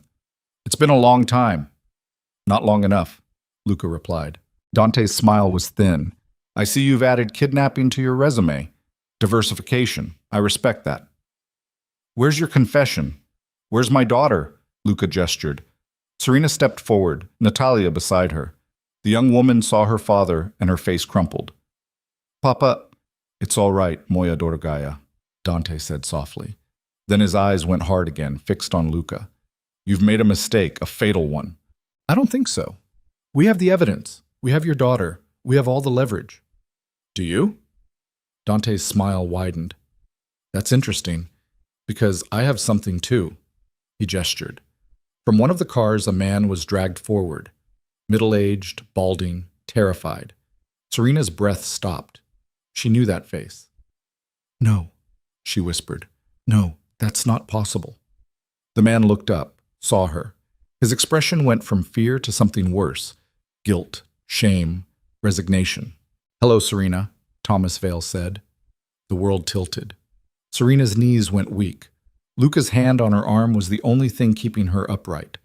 That's my father. Her voice sounded very far away. But he's dead. He died 6 months ago. I saw the body. I identified him. You identified a man who looked like him, Dante interrupted. A homeless man. Similar build, similar age. We cleaned him up, made it convincing. Your father was very specific about the details. Thomas Vale wouldn't meet her eyes. I don't understand, Serena said. The words felt thick in her mouth. I don't. Your father isn't dead, Dante explained patiently, like he was teaching a child. He never was. The whole thing, the heart attack, the funeral, the grief, it was theater. A performance designed to make certain people believe he was gone. Why? Because he was about to testify against me, Dante said. Federal investigation. He'd agreed to turn witness, but at the last minute he got cold feet. Realized what would happen to him in witness protection. Realized he'd lose everything that mattered, including you. Serena looked at her father. Tell me he's lying. Thomas Vale's silence was answer enough. So we made a deal, Dante continued. He fakes his death, disappears, gives me the evidence he'd compiled, insurance policy, he called it, and in return, I leave you alone. Let you live your normal life. Everyone wins. The USB drive, Luca said slowly. The evidence. It was all planned. All of it. Dante's smile was triumphant. The wrong number phone call. The book with the drive hidden inside. Every breadcrumb designed to lead you exactly where I wanted you. Because I knew Thomas would try to protect his daughter even in death. I knew he'd set up contingencies, so I gave him a contingency to set up, and you followed it perfectly. Chen's voice crackled over the radio. Luca, we have a problem. But Serena barely heard it. She was staring at her father, trying to reconcile the man she'd known with the man standing before her. "You let me grieve," she said. Her voice was shaking. "You let me think you were dead. You let me pack up your apartment, water your plants, cry myself to sleep wondering if I could have saved you if I'd just been there. And all of it was a lie." "I did it for you," Thomas said desperately. "To protect you, to keep you safe from all of this." "You did it for yourself." The words came out cold. "Because you were too much of a coward to face what you'd done." "Serena, don't." She stepped back. "Don't say my name. You don't get to say my name." Dante laughed. "Family drama, how touching, but I'm afraid we're running out of time. The evidence drive, please, the real one, not the decoy you've been carrying." Luca's hand moved toward his gun. "We don't have a decoy." "Of course you do. Did you really think I'd leave actual evidence sitting in a paperback novel? The drive you found contains exactly what I wanted it to contain. Enough real information to seem legitimate, enough fake leads to keep you busy, and a GPS tracker so I could follow you wherever you went." Dante's eyes glittered. "You've been carrying my surveillance device this entire time." Chen's voice again, urgent now. "Luca, they're surrounding us. At least 20 men. We need to move. Now!" But Luca was staring at Dante. "If the drive was fake, where's the real evidence?" "There isn't any," Thomas Vale said quietly. "I destroyed it. All of it. That was the deal. Complete and total destruction in exchange for Serena's safety." "You're lying," Luca said. "I'm not." Thomas's face was gray. "Everything I documented, 15 years of evidence, I burned it. Every hard drive, every backup, every file. It's gone. All of it." Serena felt something break inside her chest. Then what was this for? What was any of this for? "For this," Dante said simply. He pulled a gun from his jacket. "For the moment when everyone who knows the truth is in one place. For the moment when I can clean up every loose end." He fired. The bullet caught Luca in the shoulder, spinning him backward. He went down hard, gun skittering across concrete. Serena screamed. Chen's rifle barked from above. 3 shots in rapid succession. One of Dante's men dropped, but then return fire came sustained and brutal, chewing through the second floor. Serena dove for Luca's gun. Her hands found metal, cold and heavy. She came up pointing it at Dante. He had his own gun pointed at her father's head. "Drop it," Dante said calmly. "Let him go. Drop the gun or I kill him, your choice." Serena's hands were shaking. She'd never fired a gun before tonight. Didn't know if she could. Didn't know if it mattered. "He lied to you," Dante said. "He let you grieve. He chose himself over you. Why would you protect him now?" "Because he's my father," Serena's voice cracked. "Because I don't know how to be anything else." "Then I'm sorry." Dante pulled the trigger. Thomas Vale's head snapped back. He crumpled, lifeless, before he hit the ground. Serena heard herself scream but couldn't feel it. Couldn't feel anything. The world had gone distant and strange. Dante turned his gun toward her. "Goodbye, Miss Vale." The shot came from somewhere else. Dante jerked sideways, blood spraying from his arm. His gun clattered to the concrete. He stared at his wound in disbelief. Behind him, Natalia Casemir stood holding a pistol one of the guards had dropped. Her hands were steady. Her face was carved from ice. "You killed people," she said to her father. "All these years. I didn't want to believe it. I told myself it was just business, just money, but you killed them. And you were going to kill her too." "Natalia." Dante's voice was desperate now. "Put the gun down. You don't understand. I understand enough." She fired again. This time she didn't miss. Dante Casemir dropped. The world exploded. Gunfire from every direction. Men shouting. Chen's rifle answering from above until suddenly it went silent. Luca was pulling himself up, blood soaking his shoulder, reaching for Serena. "Move," he shouted. Serena moved. They ran through the factory, Natalia stumbling beside them, the young woman still holding the gun that had killed her father. Behind them, Dante's men were advancing, systematic and lethal. Chen met them on the ground floor, limping badly, blood streaming from a head wound. "Back exit, now!" They crashed through a rusted door into an alley. The car was 50 yards away, might as well have been miles. They ran anyway. Bullets chased them, sparked off metal, shattered glass. One caught Chen in the leg and she went down hard. Luca turned back. "Don't!" Chen shouted. "Get her out! Get them both out!" I'm not leaving. That's an order. Chen's face was fierce. I'll hold them off.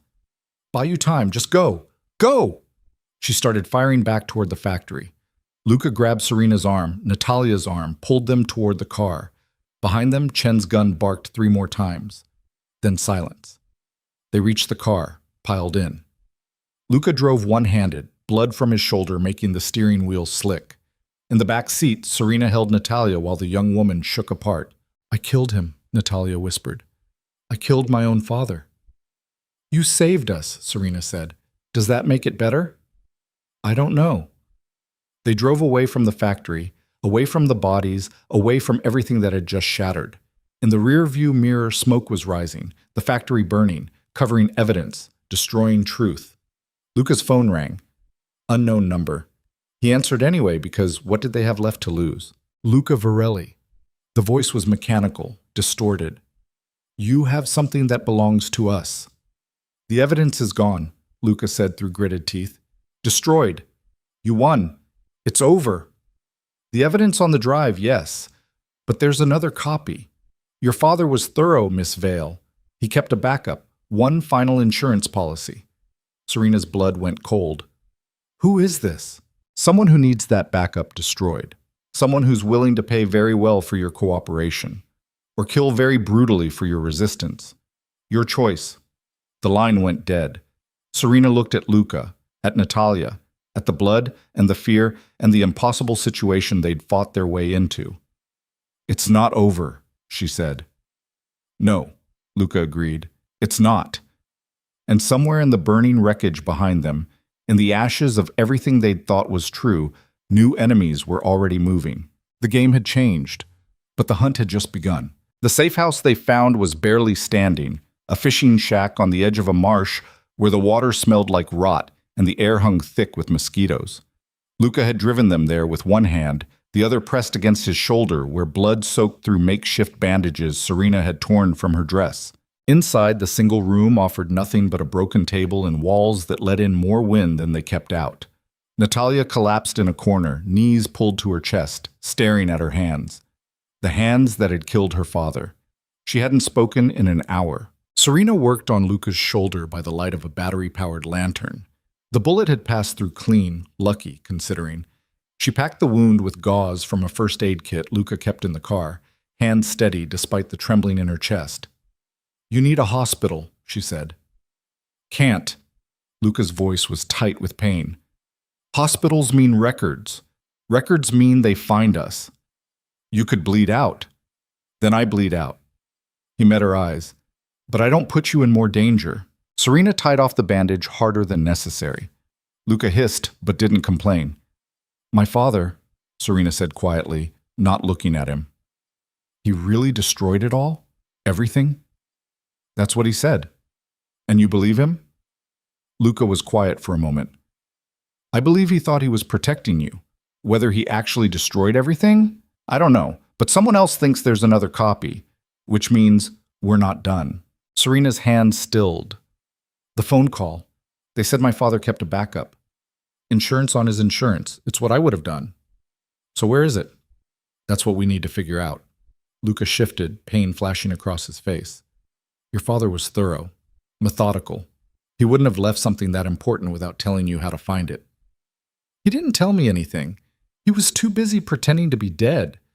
The bitterness in her voice could have cut glass. Natalia spoke from the corner, voice small and broken. He loved you. Serena turned to look at her.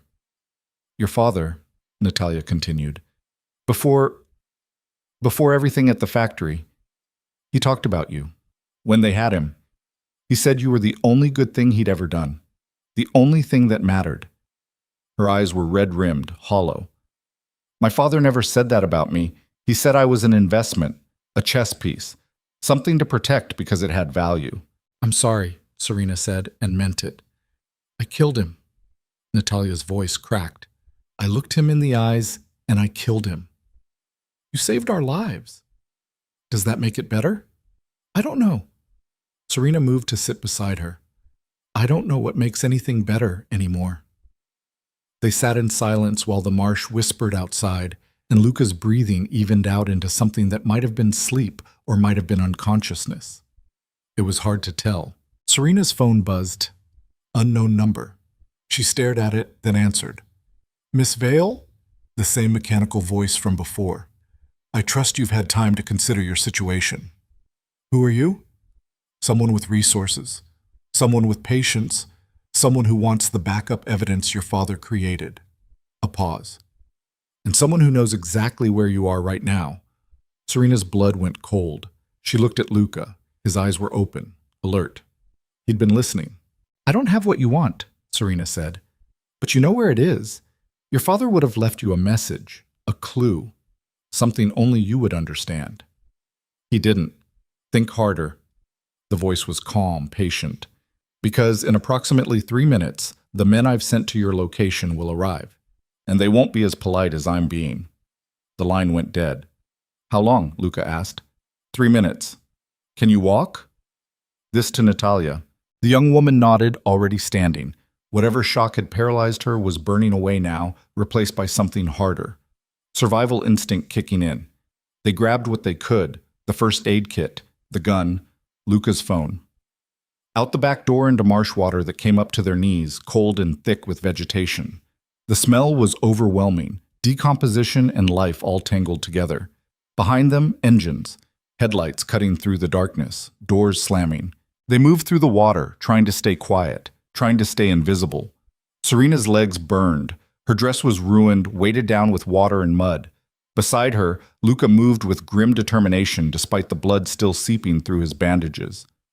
Gunfire erupted from the shack, muzzle flashes in the darkness. They were shooting at shadows, at nothing, buying time while they searched. There! A shout, a flashlight beam sweeping across the marsh. They dropped into the water, submerging completely. The world went black and silent. Serena held her breath until her lungs screamed, until spots danced behind her eyes. When she surfaced, gasping, the flashlights had moved on. They crawled onto solid ground half a mile away, shaking and soaked. Natalia was crying silently. Luca was pale, his bandages completely red now. We need a car, he said through gritted teeth. We need a plan, Serena corrected. The plan is survive. That's not a plan. That's desperation. Luca's laugh was ugly. Welcome to my entire life. They found a road, followed it until headlights appeared. Serena stepped into the road, flagged down a pickup truck driven by an old man who took one look at them and reached for his phone. Luca pointed the gun at him. I'm sorry, Luca said, but we need your truck. The old man handed over the keys with shaking hands. They left him on the side of the road, unharmed but terrified. Another crime to add to the growing list. Serena drove this time. Luca was fading, his breathing shallow. Natalia sat between them, her father's blood still on her hands, visible even in the dashboard lights. Where are we going? Natalia asked. Good question. Serena didn't have an answer. Her phone buzzed again, different number this time. Hello? Serena Vale. A woman's voice, familiar somehow. This is Agent Sarah Chen. Serena's chest tightened. You're alive. Barely. Got out before the factory collapsed. Broke my leg in 3 places and spent the last 6 hours crawling to civilization. Chen's voice was ragged with pain and exhaustion. But I'm alive. And I have information you need. What information? About the backup. Your father did keep one. I found reference to it in the files before everything went to hell. But he didn't label it, didn't make it obvious. He buried it in something called Project Lighthouse. I don't know what that is. Neither do I, but I'm guessing you do. Think, Serena, something from your childhood, something your father would have known you'd remember. Serena's mind raced through memories. Birthdays, holidays, the few good times between all the ordinary moments.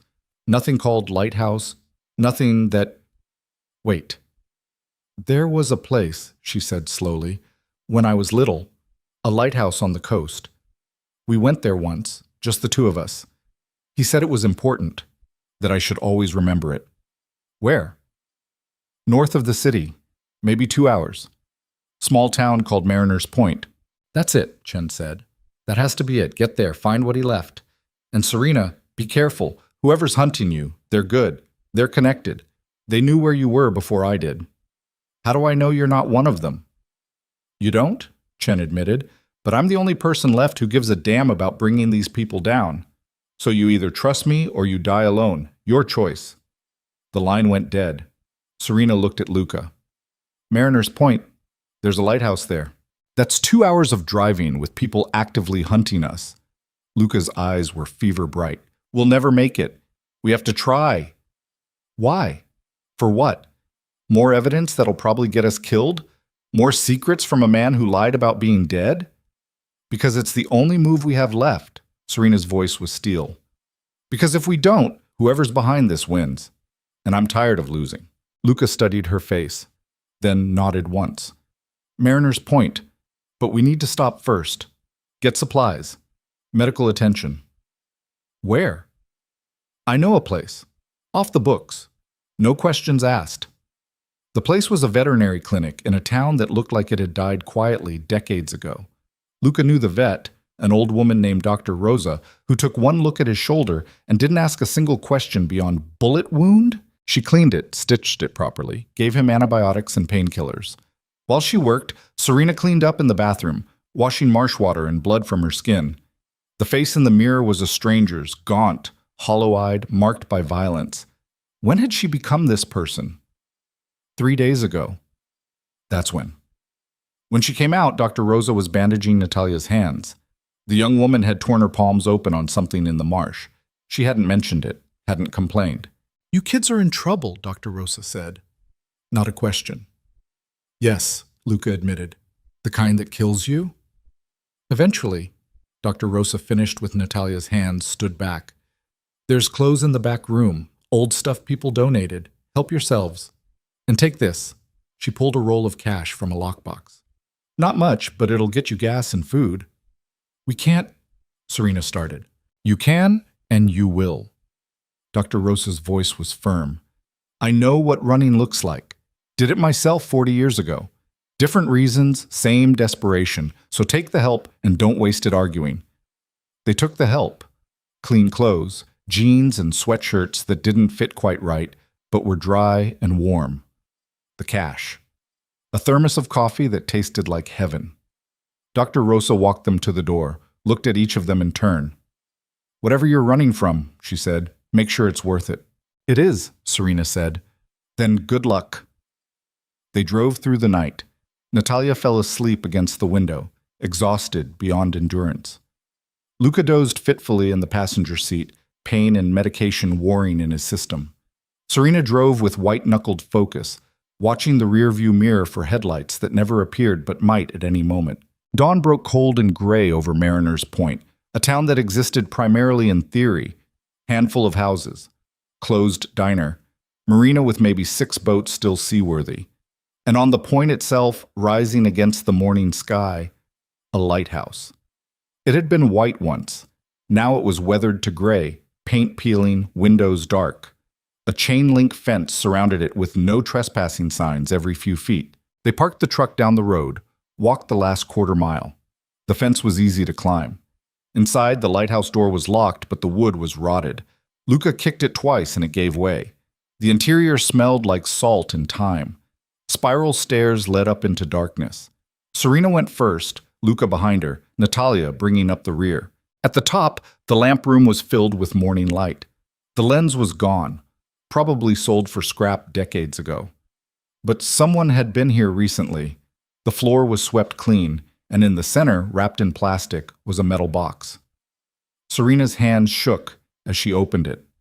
Inside, another USB drive, a letter in her father's handwriting, and a photograph. Serena, age 6, standing in front of this very lighthouse, her father's hand on her shoulder. She unfolded the letter. Serena, if you're reading this, I'm either dead or worse. I'm sorry. For all of it. For the lies. For the danger. For building your life on a foundation of secrets. The drive in this box contains everything. The real everything. Names, transactions, operations. 15 years of evidence. Enough to destroy the network I helped build. I know I should have gone to the authorities years ago. I know I chose wrong. Chose myself over what was right. But I couldn't face losing you, so I kept playing both sides, documenting everything, building insurance I hoped I'd never need. If you're here, I needed it, and that means you're in danger. Use this drive. Give it to someone who'll act. And then run. Change your name. Leave the country. Become someone new. I failed you as a father, but maybe this final truth can save you. I love you. I always did. Even when I was too much of a coward to show it. Thomas Serena read it twice, then a third time. The words didn't change. Is it real? Luca asked. I think so. Serena pulled the drive from the box. Only one way to find out. Luca pulled out his laptop. Somehow he'd grabbed it from the fishing shack. He plugged in the drive. Files flooded the screen, hundreds of them, videos, audio recordings, scanned documents, bank transfers, meeting minutes, everything. And at the center of it all, a network that stretched across continents, politicians, judges, police chiefs, federal agents, all of them compromised, all of them complicit. Jesus, Luca breathed. Natalia leaned over his shoulder, scanning names. My father. He's everywhere in this. So is mine, Serena said quietly.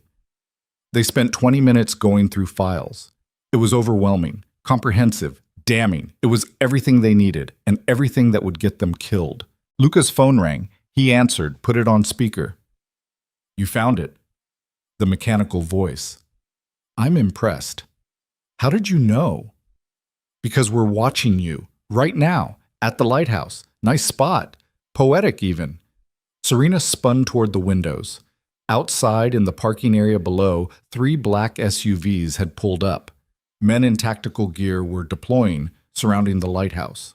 Here's what happens next, the voice continued.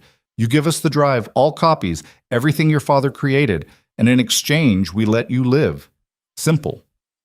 And if we refuse, then you die in that lighthouse, and we search your bodies until we find what we want anyway. Luca looked at Serena, at Natalia, at the laptop full of evidence that could bring down an empire. How do we know you'll keep your word? Serena asked. You don't, but it's the only offer you're getting. Serena's mind raced. They were surrounded, outnumbered, outgunned, no escape routes except a 70-foot drop to rocks and ocean. Unless. We need 10 minutes, she said, to make copies, to verify. Then we'll bring it down. You have 5. The line went dead. What are you doing? Luca asked. Buying time. Serena was already moving, searching the lamp room. My father chose this place for a reason. He told me to remember it, not just the location, the place itself, what it means. It's a lighthouse, Natalia said. Exactly. Serena found what she was looking for, an old flare gun mounted on the wall. Emergency equipment, decades old. She cracked it open. 2 flares. Lighthouses are beacons. They call for help. She loaded a flare, stepped to the window, aimed north toward open ocean, and fired. The flare arced across the morning sky, brilliant red, impossible to miss. What good does that do? Luca asked. Agent Chen said she was north of the city. If she's close enough, if she sees it, that's a lot of ifs. It's all we have. Outside, the men were advancing, maybe 30 seconds until they breached the door. Serena loaded the second flare, fired it in a different direction. Then they waited. 20 seconds, 15, 10. The door below crashed open, footsteps on the stairs. Luca raised his gun. Get behind me. No. Serena stood beside him. We stand together or not at all. Natalia picked up a piece of broken metal from the floor. Not much of a weapon, but better than nothing. The footsteps were almost to the top. Then, from outside, sirens. Not one. Dozens. The footsteps stopped. Confusion in the voices below. Someone shouting into a radio. Someone else cursing. Through the window, Serena saw them. Police cars, FBI vehicles, SWAT vans, an army of law enforcement pouring into Mariner's Point. At the front, limping badly but alive, was Agent Sarah Chen. This is the FBI, her voice came through a megaphone. You are surrounded. Drop your weapons and exit the lighthouse with your hands visible. The men below hesitated. Serena could hear the calculation happening: fight and die, or surrender and hope for deals. Self-preservation won. One by one, they filed out of the lighthouse, hands up, weapons discarded. Serena's legs went weak. She sat down hard, back against the wall. Luca sat beside her, Natalia on his other side. "We're alive," Natalia said, like she couldn't quite believe it. "We're alive," Serena confirmed. Chen climbed the stairs slowly, painfully. Her leg was in a brace, her face was bruised and battered, but she was smiling. "Nice signal flares," she said. "Very dramatic." "Did you bring backup?" Luca asked. "Everyone I could trust. Turns out when you tell people you have evidence of massive corruption, the clean ones get very motivated very quickly." Chen looked at the laptop. "Is that it?" Serena handed her the drive.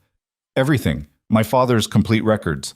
Chen plugged it into her own laptop, scrolled through files. Her expression grew harder with each passing second. "This is enough," she said quietly. "Enough to prosecute hundreds of people. Enough to dismantle networks that have been operating for decades." She looked up. "Your father did terrible things, but this makes up for some of it." "Does it?" Serena asked. "I don't know, but it's more than most people leave behind." They descended the lighthouse together. Outside, the tactical team was being processed, arrested, read their rights. Chen's backup team was securing the scene. "What happens now?" Natalia asked. "Now you give statements. Go into protective custody while we build cases. Testify when the time comes." Chen's voice was gentle. "It's not over. It won't be over for a long time. But the worst part is done." "And them?" Serena gestured to the captured men. "Who do they work for?" "We'll find out." Chen's smile was grim. "And when we do, we'll come for them too." They were separated for processing. Serena gave her statement to a federal agent who looked barely old enough to drive. She told him everything: the kidnapping at the war room, the safe houses, her father's betrayal, the factory, all of it. When she was done, they put her in a hotel room with 2 guards outside the door. She showered for the first time in days. The water ran brown with dirt and blood, some hers, some other people's. She watched it circle the drain and felt nothing. That night, she dreamed of her father. Not the man who'd lied to her, the man from before. The one who'd brought her to this lighthouse when she was 6 and told her that no matter how dark things got, there was always a light to guide people home. He'd been lying then too. She just hadn't known it yet. She woke to knocking. One of the guards opened the door. Chen limped in, carrying a laptop. "Can't sleep either?" Chen asked. "Not really." "Yeah, me neither." Chen sat in the chair by the window. "I've been going through the evidence, making arrests. The dominoes are falling faster than we can process them." "Good." "There's something else." Chen opened the laptop, turned it to face Serena. "We identified the voice on the phone, the one who sent the team to the lighthouse. A photo. A woman. Maybe 50. Elegant, cold eyes." "Victoria Strand," Chen said. "She's the one who's been pulling strings. She's the architect of the network your father documented. She's been operating in the shadows for 30 years. And because of what you found, we're going to bring her down." "Where is she?" "That's the problem. She disappeared, went dark the moment her team was captured. We're looking, but..." Chen's phone buzzed. She looked at it. Her face went pale. "Oh, God." "What?" Chen turned the phone toward Serena. A text message. A photo. Luca Varelli, unconscious, tied to a chair in a room Serena didn't recognize. And below it, the evidence for his life. "You have 12 hours. Serena's blood went cold. "How? He was in protective custody. Your people..." "Someone inside," Chen said grimly. "Someone we trusted." She stood, already moving. "We're going to get him back." "You don't know where he is." "Then we'll find out." Chen's voice was steel. "I don't leave people behind." "Neither do I." Serena was already putting on her shoes. "Let's go get him." Chen started to argue, saw something in Serena's face that made her stop. "Okay," she said, "but we do this smart. We plan. We prepare. We don't just charge in." "We have 12 hours. "Then we'd better move fast." They assembled a team, agents Chen trusted absolutely, people who'd proven themselves clean. They worked through the night, tracing Victoria Strand's assets, her properties, her known associates. At hour 8, they found it. A warehouse registered to a shell company 6 layers deep. Recent activity, power usage. Security cameras that had been installed in the last 48 hours. That's it, Chen said. That's where she has him. Then we go now, Serena said. It's a trap. I know. She's expecting us. Good. Serena's voice was hard. Let her expect us. We're coming anyway. Chen studied her face. You've changed. Yeah, Serena agreed. I have. The warehouse was on the industrial waterfront, all steel and shadows and places to hide. The team assembled a block away. Kevlar vests, weapons, tactical gear. They gave Serena a vest. She put it on without argument. You stay behind us, one of the agents said. We go in first. We clear the space. You follow when it's safe. Serena nodded, lied with the gesture. They breached the warehouse at dawn. The doors came down with explosive charges. The team poured in, weapons up, voices sharp with commands. The warehouse was empty. No guards. No Victoria Strand. No Luca. Just a single chair in the middle of the space, and on it, a laptop, screen glowing. Chen approached carefully. On the screen, a video feed. Luca Varelli, tied to a chair, very much alive. And standing behind him, gun to his head, was Victoria Strand. Agent Chen, Victoria said pleasantly. Her voice was cultured, educated, the kind that made violence sound reasonable. So glad you could join us. And Miss Vale, thank you for bringing the evidence. I trust you have it with you? We're not giving you anything, Chen said. No? Victoria pressed the gun harder against Luca's head. Not even to save him? You'll kill him anyway, Serena said. The moment you have what you want. Perhaps, but this way he dies quickly, painlessly. The alternative? Victoria smiled. Well, I have time. I have tools. I can make it last days. Luca's eyes found Serena through the camera. He shook his head once. Clear message. Don't do it. Serena's hands curled into fists. Where are you? Chen demanded. Close, Victoria said, but not close enough for you to reach me in time. So here's my final offer.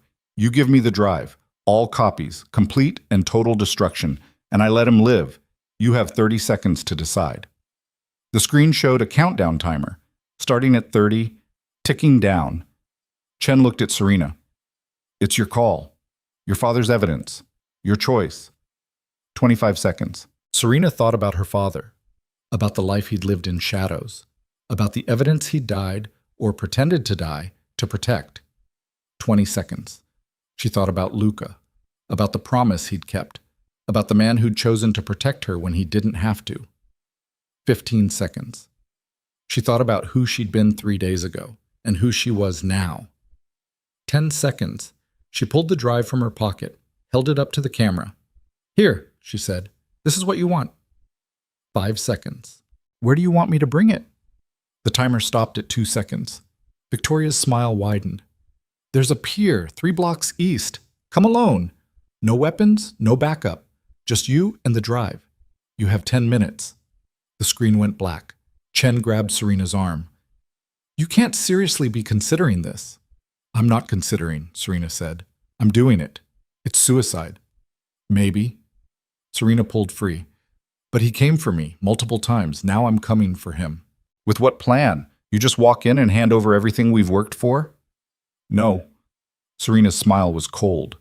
I walk in and finish this. She turned to the team. I need something that looks like a USB drive but isn't. Can you do that? One of the tech agents nodded. We have dummy drives. Use them for training. They'll pass casual inspection. Give me one. He handed it over. Serena pocketed it, kept the real drive separate. And I need a wire, she continued, the kind that can't be detected easily. You want to record this? Chen asked. I want Victoria on record, admitting everything, threatening lives, all of it. Serena's voice was steady. My father spent 15 years building evidence. I'm going to finish what he started. They wired her. Tiny microphone hidden in her clothing, transmitter sewn into the lining of her vest. Chen tested it. Clear signal. Good range. We'll be listening, Chen said. The moment things go wrong, we come in. The moment things go wrong, Luca's dead, Serena pointed out. So things don't go wrong. She walked to the pier alone. The morning sun was burning through fog, turning the world golden and surreal. Her footsteps echoed on the wooden planks. At the end of the pier, Victoria Strand waited. Elegant coat, perfect hair, gun in her hand. Behind her, Luca was tied to a piling, blood crusted on his face, but his eyes were clear and furious. "Miss Vale," Victoria said, punctual. "I appreciate that." "Let him go." "The drive first." Serena held up the dummy. "This is it. Everything my father compiled. Everything you want." "Throw it here." Serena tossed it. Victoria caught it one-handed, examined it briefly, then pocketed it. "Now him," Serena said. "Not yet." Victoria's smile was thin. "First, we're going to talk about what happens next, about how you're going to forget everything you've seen, everything you know. You're going to disappear, change your name, leave the country, and never speak of any of this again. And if I don't, then I kill everyone you've ever cared about, starting with him." The gun moved to point at Luca. "Then Agent Chen, then Natalia Casemir, poor girl, orphaned and alone. It would be a shame if something happened to her." "You're already finished," Serena said. "The evidence is everywhere, in federal hands, being processed right now. Arrests are happening. Your network is burning. Networks can be rebuilt. People can be silenced. Money and fear are powerful motivators." Victoria's eyes were cold. "But you're a loose end, and I don't leave loose ends." She raised the gun. Serena closed her eyes. The shot rang out, but the pain didn't come. Serena opened her eyes. Victoria Strand was staring at the red bloom spreading across her chest. Behind her, Natalia Casemir stood on the pier, gun in shaking hands. "You threatened to kill me," Natalia said, voice breaking. "I've already killed one monster. What's one more?" Victoria dropped to her knees, tried to speak. Blood bubbled from her lips instead of words. She fell forward, stopped moving. Serena ran to Luca, fingers fumbling with the ropes. Chen's team was already flooding the pier, weapons drawn, securing the scene. "You okay?" Serena asked as Luca's hands came free. "Better now," he said. His voice was rough, exhausted. "You came for me. You came for me first." "Yeah." His smile was brief and genuine. "I did." Chen approached, looked at Victoria's body, then at Natalia. "That's the second time you've saved us." "Third time's the charm." Natalia's laugh was hysterical. She was shaking so hard the gun fell from her hands. "How many people do I have to kill before this is over?" "It's over now," Chen said gently. "It's really over." They stood on the pier while the sun climbed higher, while police tape went up, while bodies were photographed and evidence was collected. Serena looked at the water, at the morning light, at the city in the distance where her old life had existed. That life was gone. Burned away, replaced by something she was still trying to understand, but she was alive. They were all alive. And sometimes that had to be enough. "What happens now?" she asked Chen. "Now we finish what you started. We prosecute. We dismantle. We make sure what your father documented actually means something." Chen's voice was firm. "And you three? You get to decide what comes next, who you want to be, how you want to rebuild." Serena looked at Luca, at Natalia, at the two people who'd become her only family in the wreckage of everything else. "Together," she said, "we rebuild together." And for the first time in days, the weight on her chest lifted just slightly. Not gone, never gone, but bearable. They walked off the pier together as the sun burned through the last of the fog, and whatever waited on the other side of today, they'd face it the same way they'd faced everything else. Standing together, refusing to break, still breathing. The federal building smelled like disinfectant and stale coffee. Serena sat in a conference room on the 8th floor, watching through bulletproof glass as prosecutors prepared their case. Boxes of evidence lined the walls, her father's work, transformed into something that would destroy lives and rebuild others. 3 weeks had passed since the pier. 3 weeks of debriefings and depositions, of answering the same questions in different rooms to different people who all wanted to know the same thing. How much did she know, and when did she know it?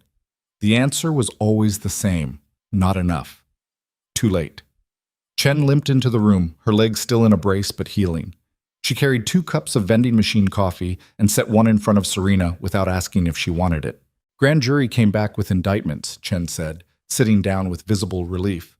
47 people. More coming. Prosecutors are calling it the biggest corruption case in state history. Good, Serena said. The word felt hollow. You don't sound happy. I'm not unhappy. Serena wrapped her hands around the coffee cup, letting the heat seep into her palms. I'm just tired. Testifying starts next week. You ready? Do I have a choice? Not really. Chen's smile was sympathetic.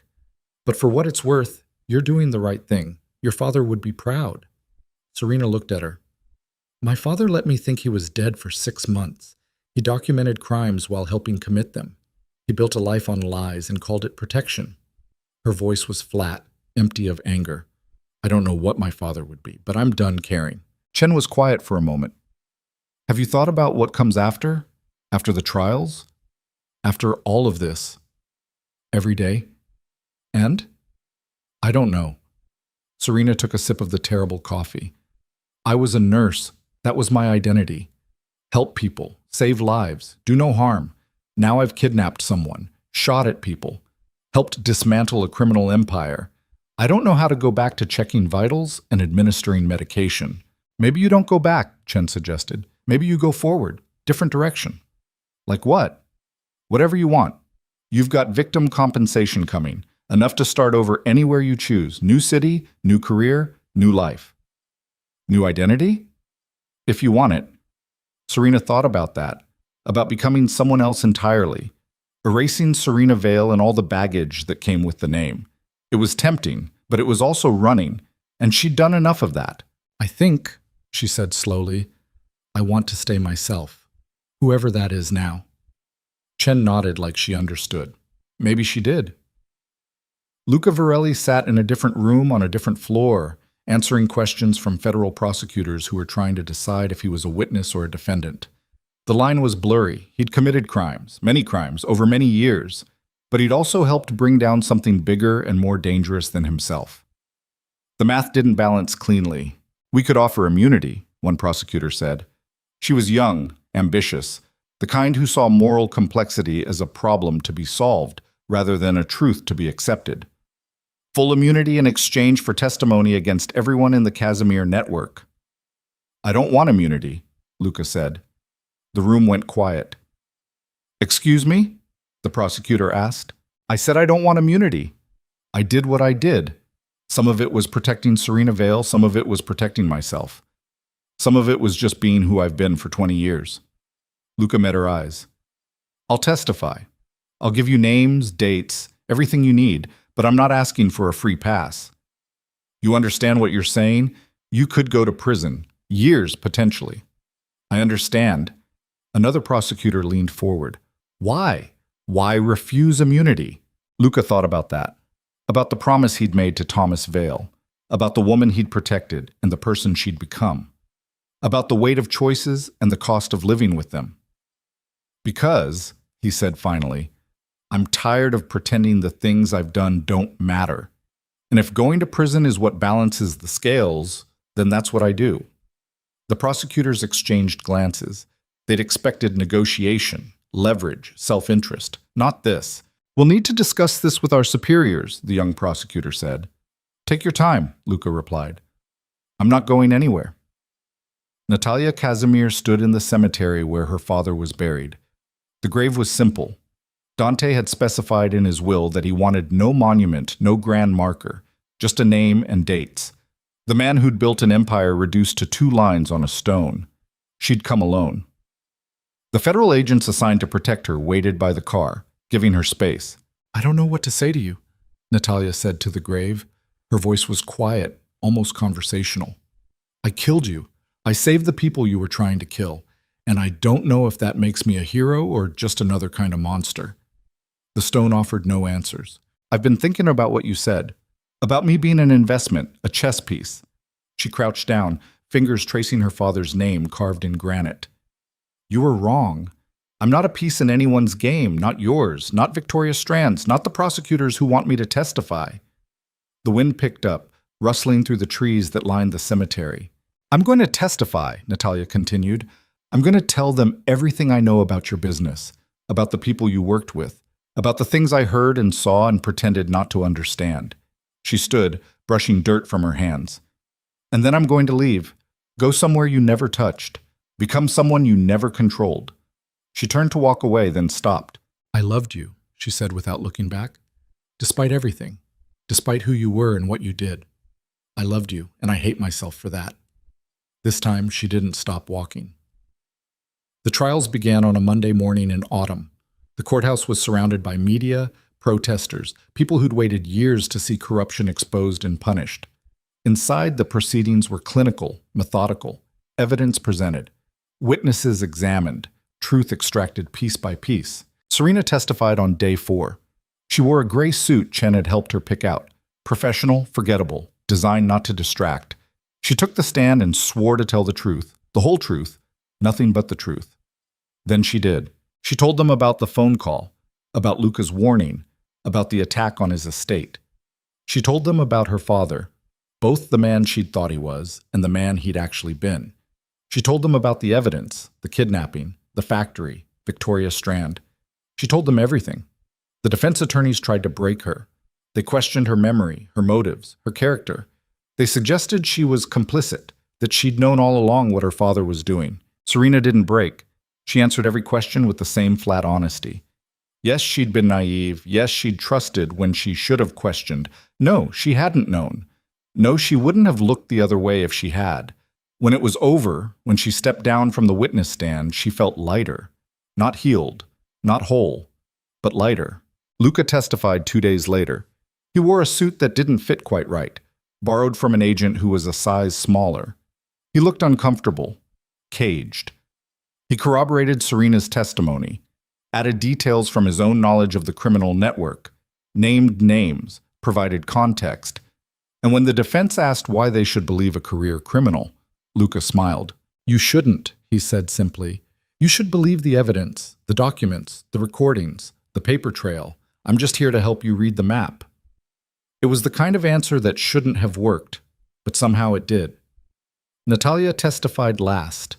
She was the prosecution's star witness, the daughter who'd turned on her father's legacy, the girl who'd pulled the trigger. She told them about growing up in Dante Casemir's house, about the things she'd overheard, the conversations that stopped when she entered rooms, the men who visited late at night and left before dawn. She told them about the disconnect between the father who'd taught her to ride a bike and the man who'd ordered people killed.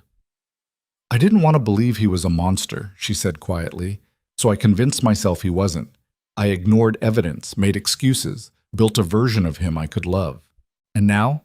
The prosecutor asked. Now I know the truth. And I have to live with knowing I loved a monster anyway. Her voice cracked.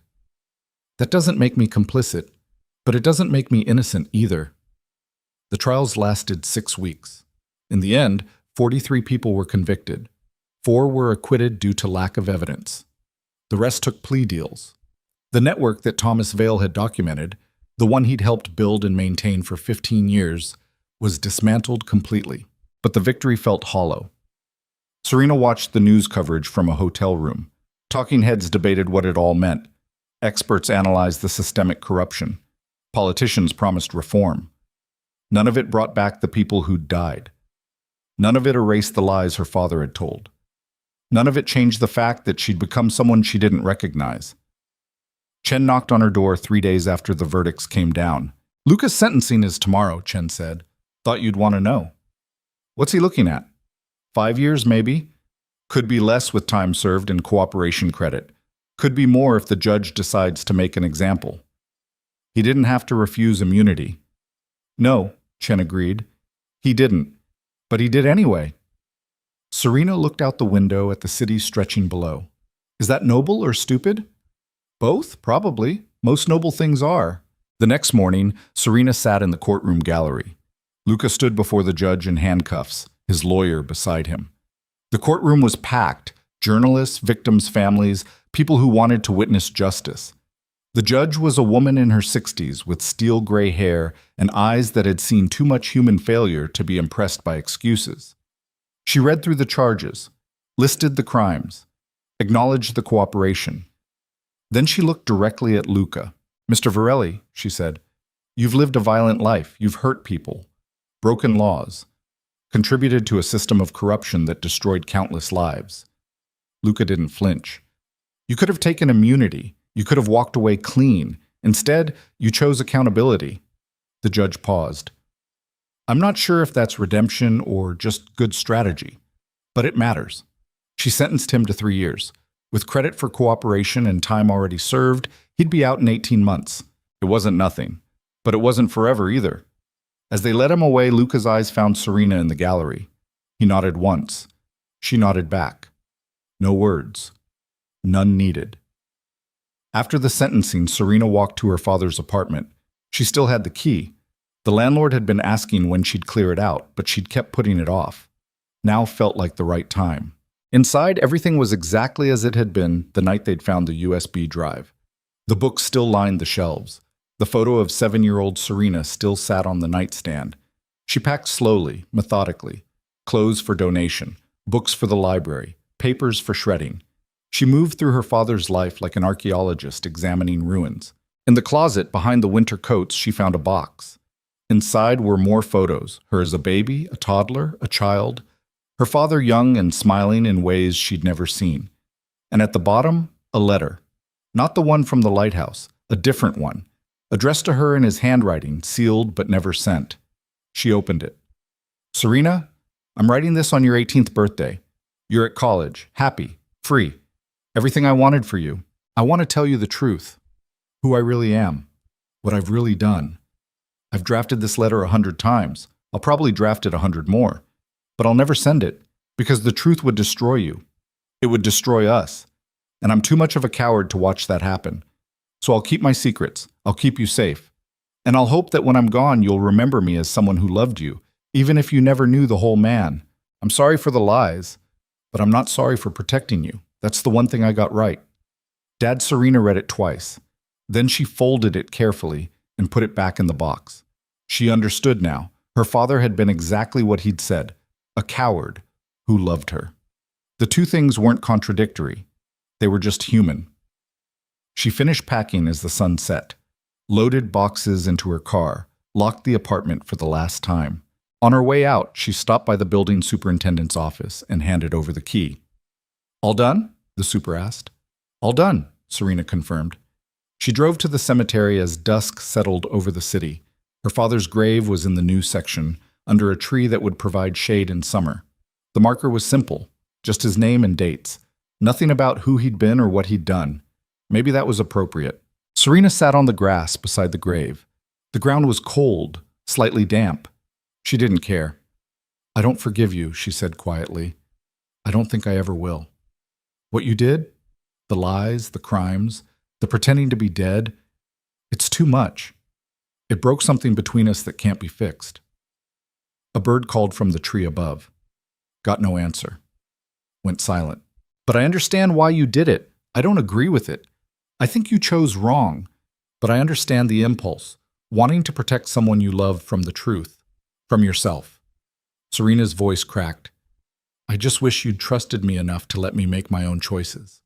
She pulled the letter from her pocket, looked at it one more time. Then she dug a small hole beside the grave and buried it. "Goodbye, Dad," she said. "I hope wherever you are, you found peace, because I don't think you ever had it here."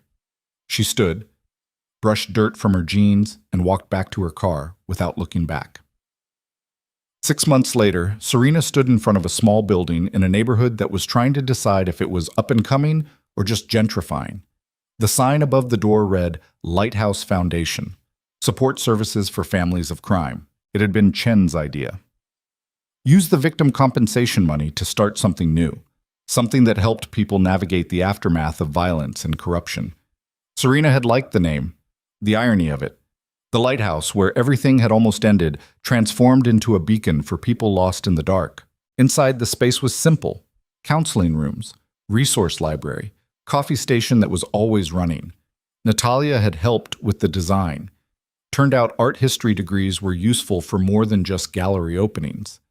They'd hired 3 counselors and 2 case managers, people who understood trauma, who'd lived through their own versions of hell and come out the other side.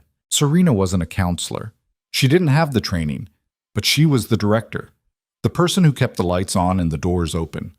It wasn't nursing, but it was helping, and that counted for something. Natalia came in carrying coffee from the shop down the street. She'd cut her hair short, dyed it dark red, looked like someone entirely different from the terrified young woman who'd killed her father. "Morning rush is over," Natalia said, handing Serena a cup. "We had 3 walk-ins, 2 for counseling, 1 looking for legal resources." "Did Maria get them set up?" "Already done. She's good." "She is." They worked in comfortable silence for a while, organizing files, answering emails, the mundane work of keeping something alive and functional. "I heard from Chen," Natalia said eventually. "She's visiting Luca this weekend, asked if we wanted to come." Serena looked up. "Do you?" "I don't know. It feels weird. Visiting the man who kidnapped me." "Technically, Chen and Luca kidnapped you. I was just there." "Still counts." But Natalia was smiling slightly. "Do you want to go?" Serena thought about it. About Luca in prison, serving time for choices he'd made before he ever met her.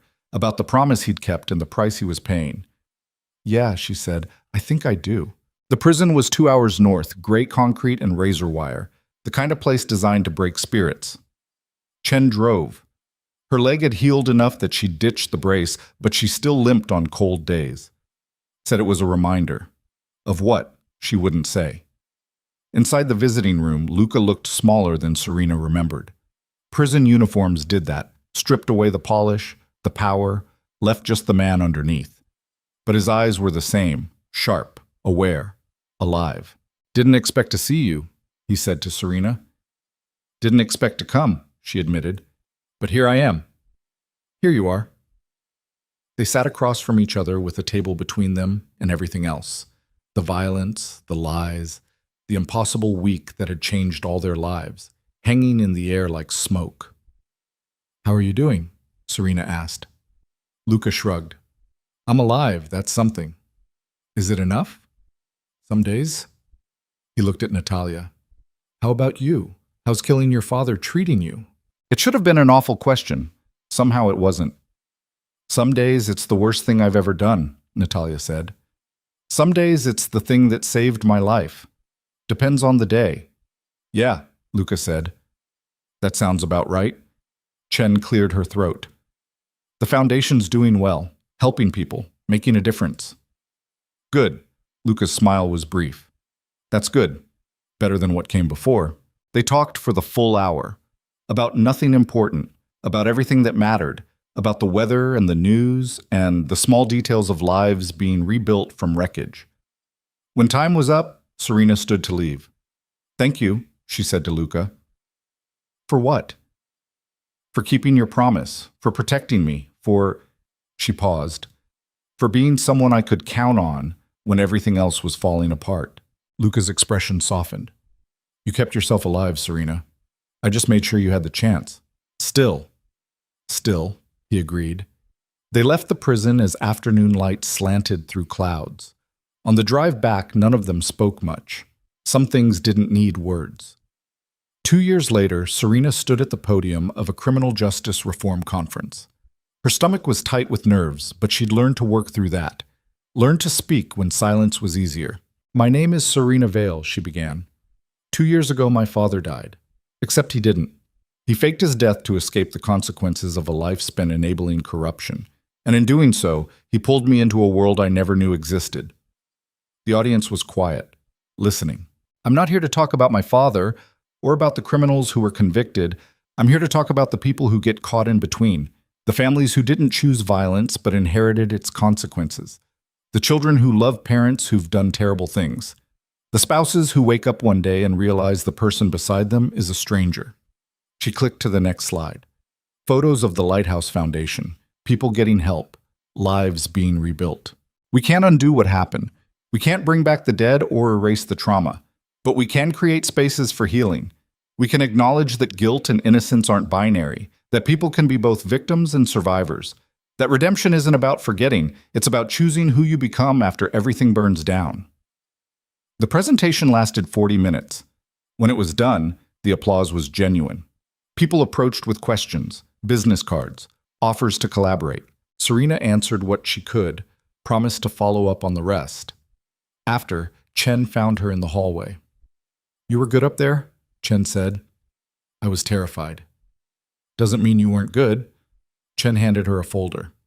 "I have something for you. Thought you'd want to see it." Inside was a letter from Luca.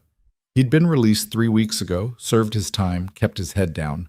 The letter was short. "Serena, I'm out. Free technically, though I don't know if anyone who's lived the life I have ever really gets free. I'm leaving the city, starting over somewhere quiet, somewhere without memories. I wanted to say thank you for visiting, for not hating me, for becoming someone stronger than the person I met in that war room. You asked me once what keeps me human. I didn't have an answer then. I do now. It's people like you. People who choose kindness when cruelty would be easier. People who build instead of destroy. Take care of yourself. Take care of what you've built." Luca Serena folded the letter carefully, tucked it into her bag. "You going to write back?" Chen asked. "I don't know," Serena admitted. "Maybe, maybe not. Maybe it's better to just let some things end." "Maybe," Chen agreed.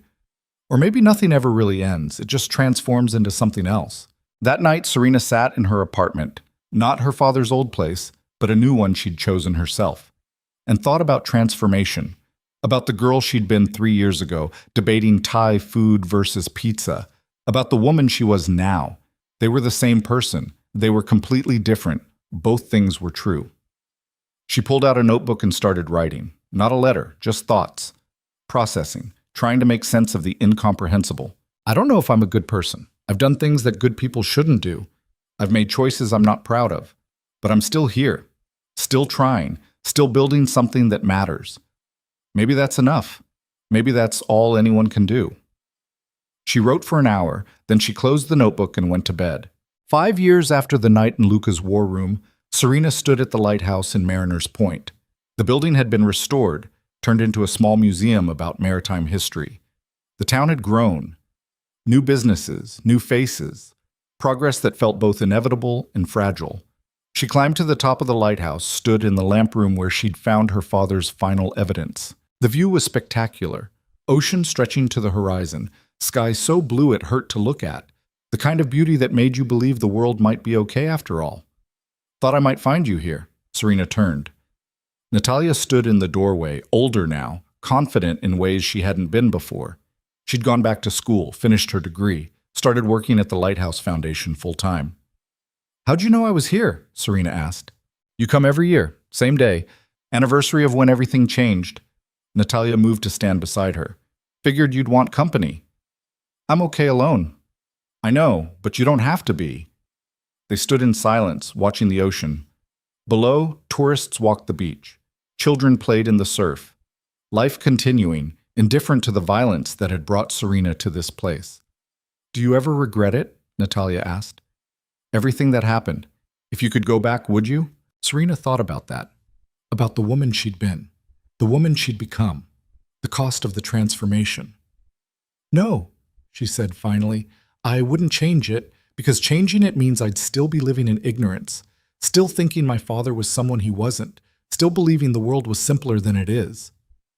"And that's better? Knowing the truth?" "It's honest." Serena's smile was sad. "I spent my whole life being lied to. By my father, by the world, by myself. At least now I see things clearly. Even if clearly means seeing how broken everything is. Especially then." Natalia nodded like she understood. Maybe she did. They stayed at the lighthouse until sunset, watching light paint the ocean gold and crimson. When darkness came, they descended together, leaving the ghost behind. Outside, Natalia's car was parked next to Serena's. "You want to get dinner?" Natalia asked. "There's a new place in town. Chen's meeting us there. Said she has news." "What kind of news?" "The good kind, apparently." The restaurant was small, local, the kind of place that served food your grandmother would approve of. Chen was already there, sitting at a corner table with a bottle of wine half empty. "Started without us?" Serena asked, sliding into the booth. "Celebrating," Chen said. She poured glasses for both of them. "Final conviction came through today. Last member of the network, 20 years. So it's really over? Natalia asked. As over as these things get. Chen raised her glass. To endings and new beginnings. They clinked glasses, drank. I'm retiring, Chen said after a moment. Serena nearly choked on her wine. What? Retiring. From the FBI. I'm done chasing criminals, done putting my life on the line, done seeing the worst of what people do to each other. What will you do instead? I'm joining the foundation, if you'll have me. Chen's smile was tentative. Figured I've spent enough time putting people away. Maybe it's time to help put them back together. Serena looked at Natalia. Natalia looked back. Something passed between them. Understanding, acceptance, hope. We'd love to have you, Serena said.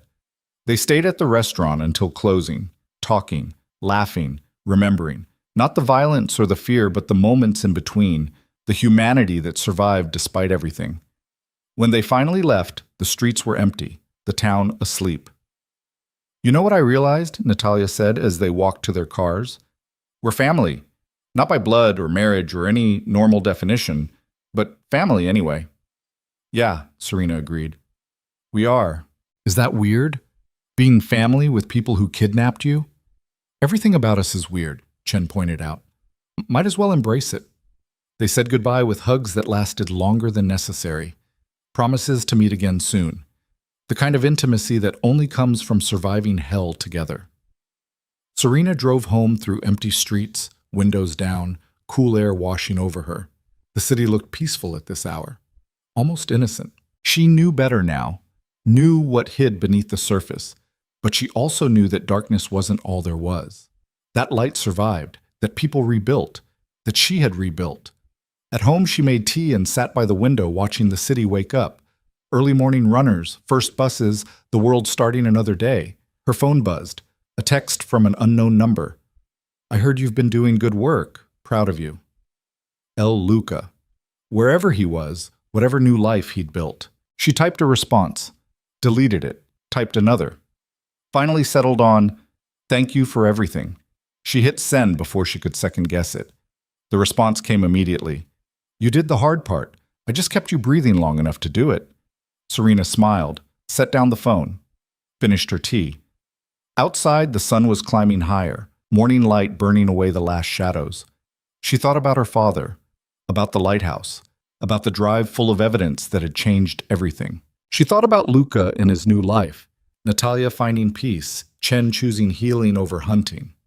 She thought about herself, about the nurse who'd walked into a war room and walked out someone entirely different, not better necessarily, not worse, just true. She stood, stretched, felt her body respond in ways that were familiar and foreign at once. Scars that had healed but left marks. Strength built from breaking and rebuilding. The Lighthouse Foundation opened at 9. She had time for a shower, breakfast, the small rituals that structured days and made life manageable. But first she pulled out her notebook, the one where she'd been writing her thoughts for 5 years. Trying to make sense of the incomprehensible, she flipped to a new page. And she wrote, My name is Serena Vale. I'm the daughter of a criminal. I'm a survivor. I'm someone who has done terrible things for good reasons and good things despite terrible circumstances. I don't know if that makes me hero or villain or something in between, but I know I'm here, still breathing, still trying, still building light in dark places. And maybe that's enough. Maybe that's everything. She closed the notebook, set it aside.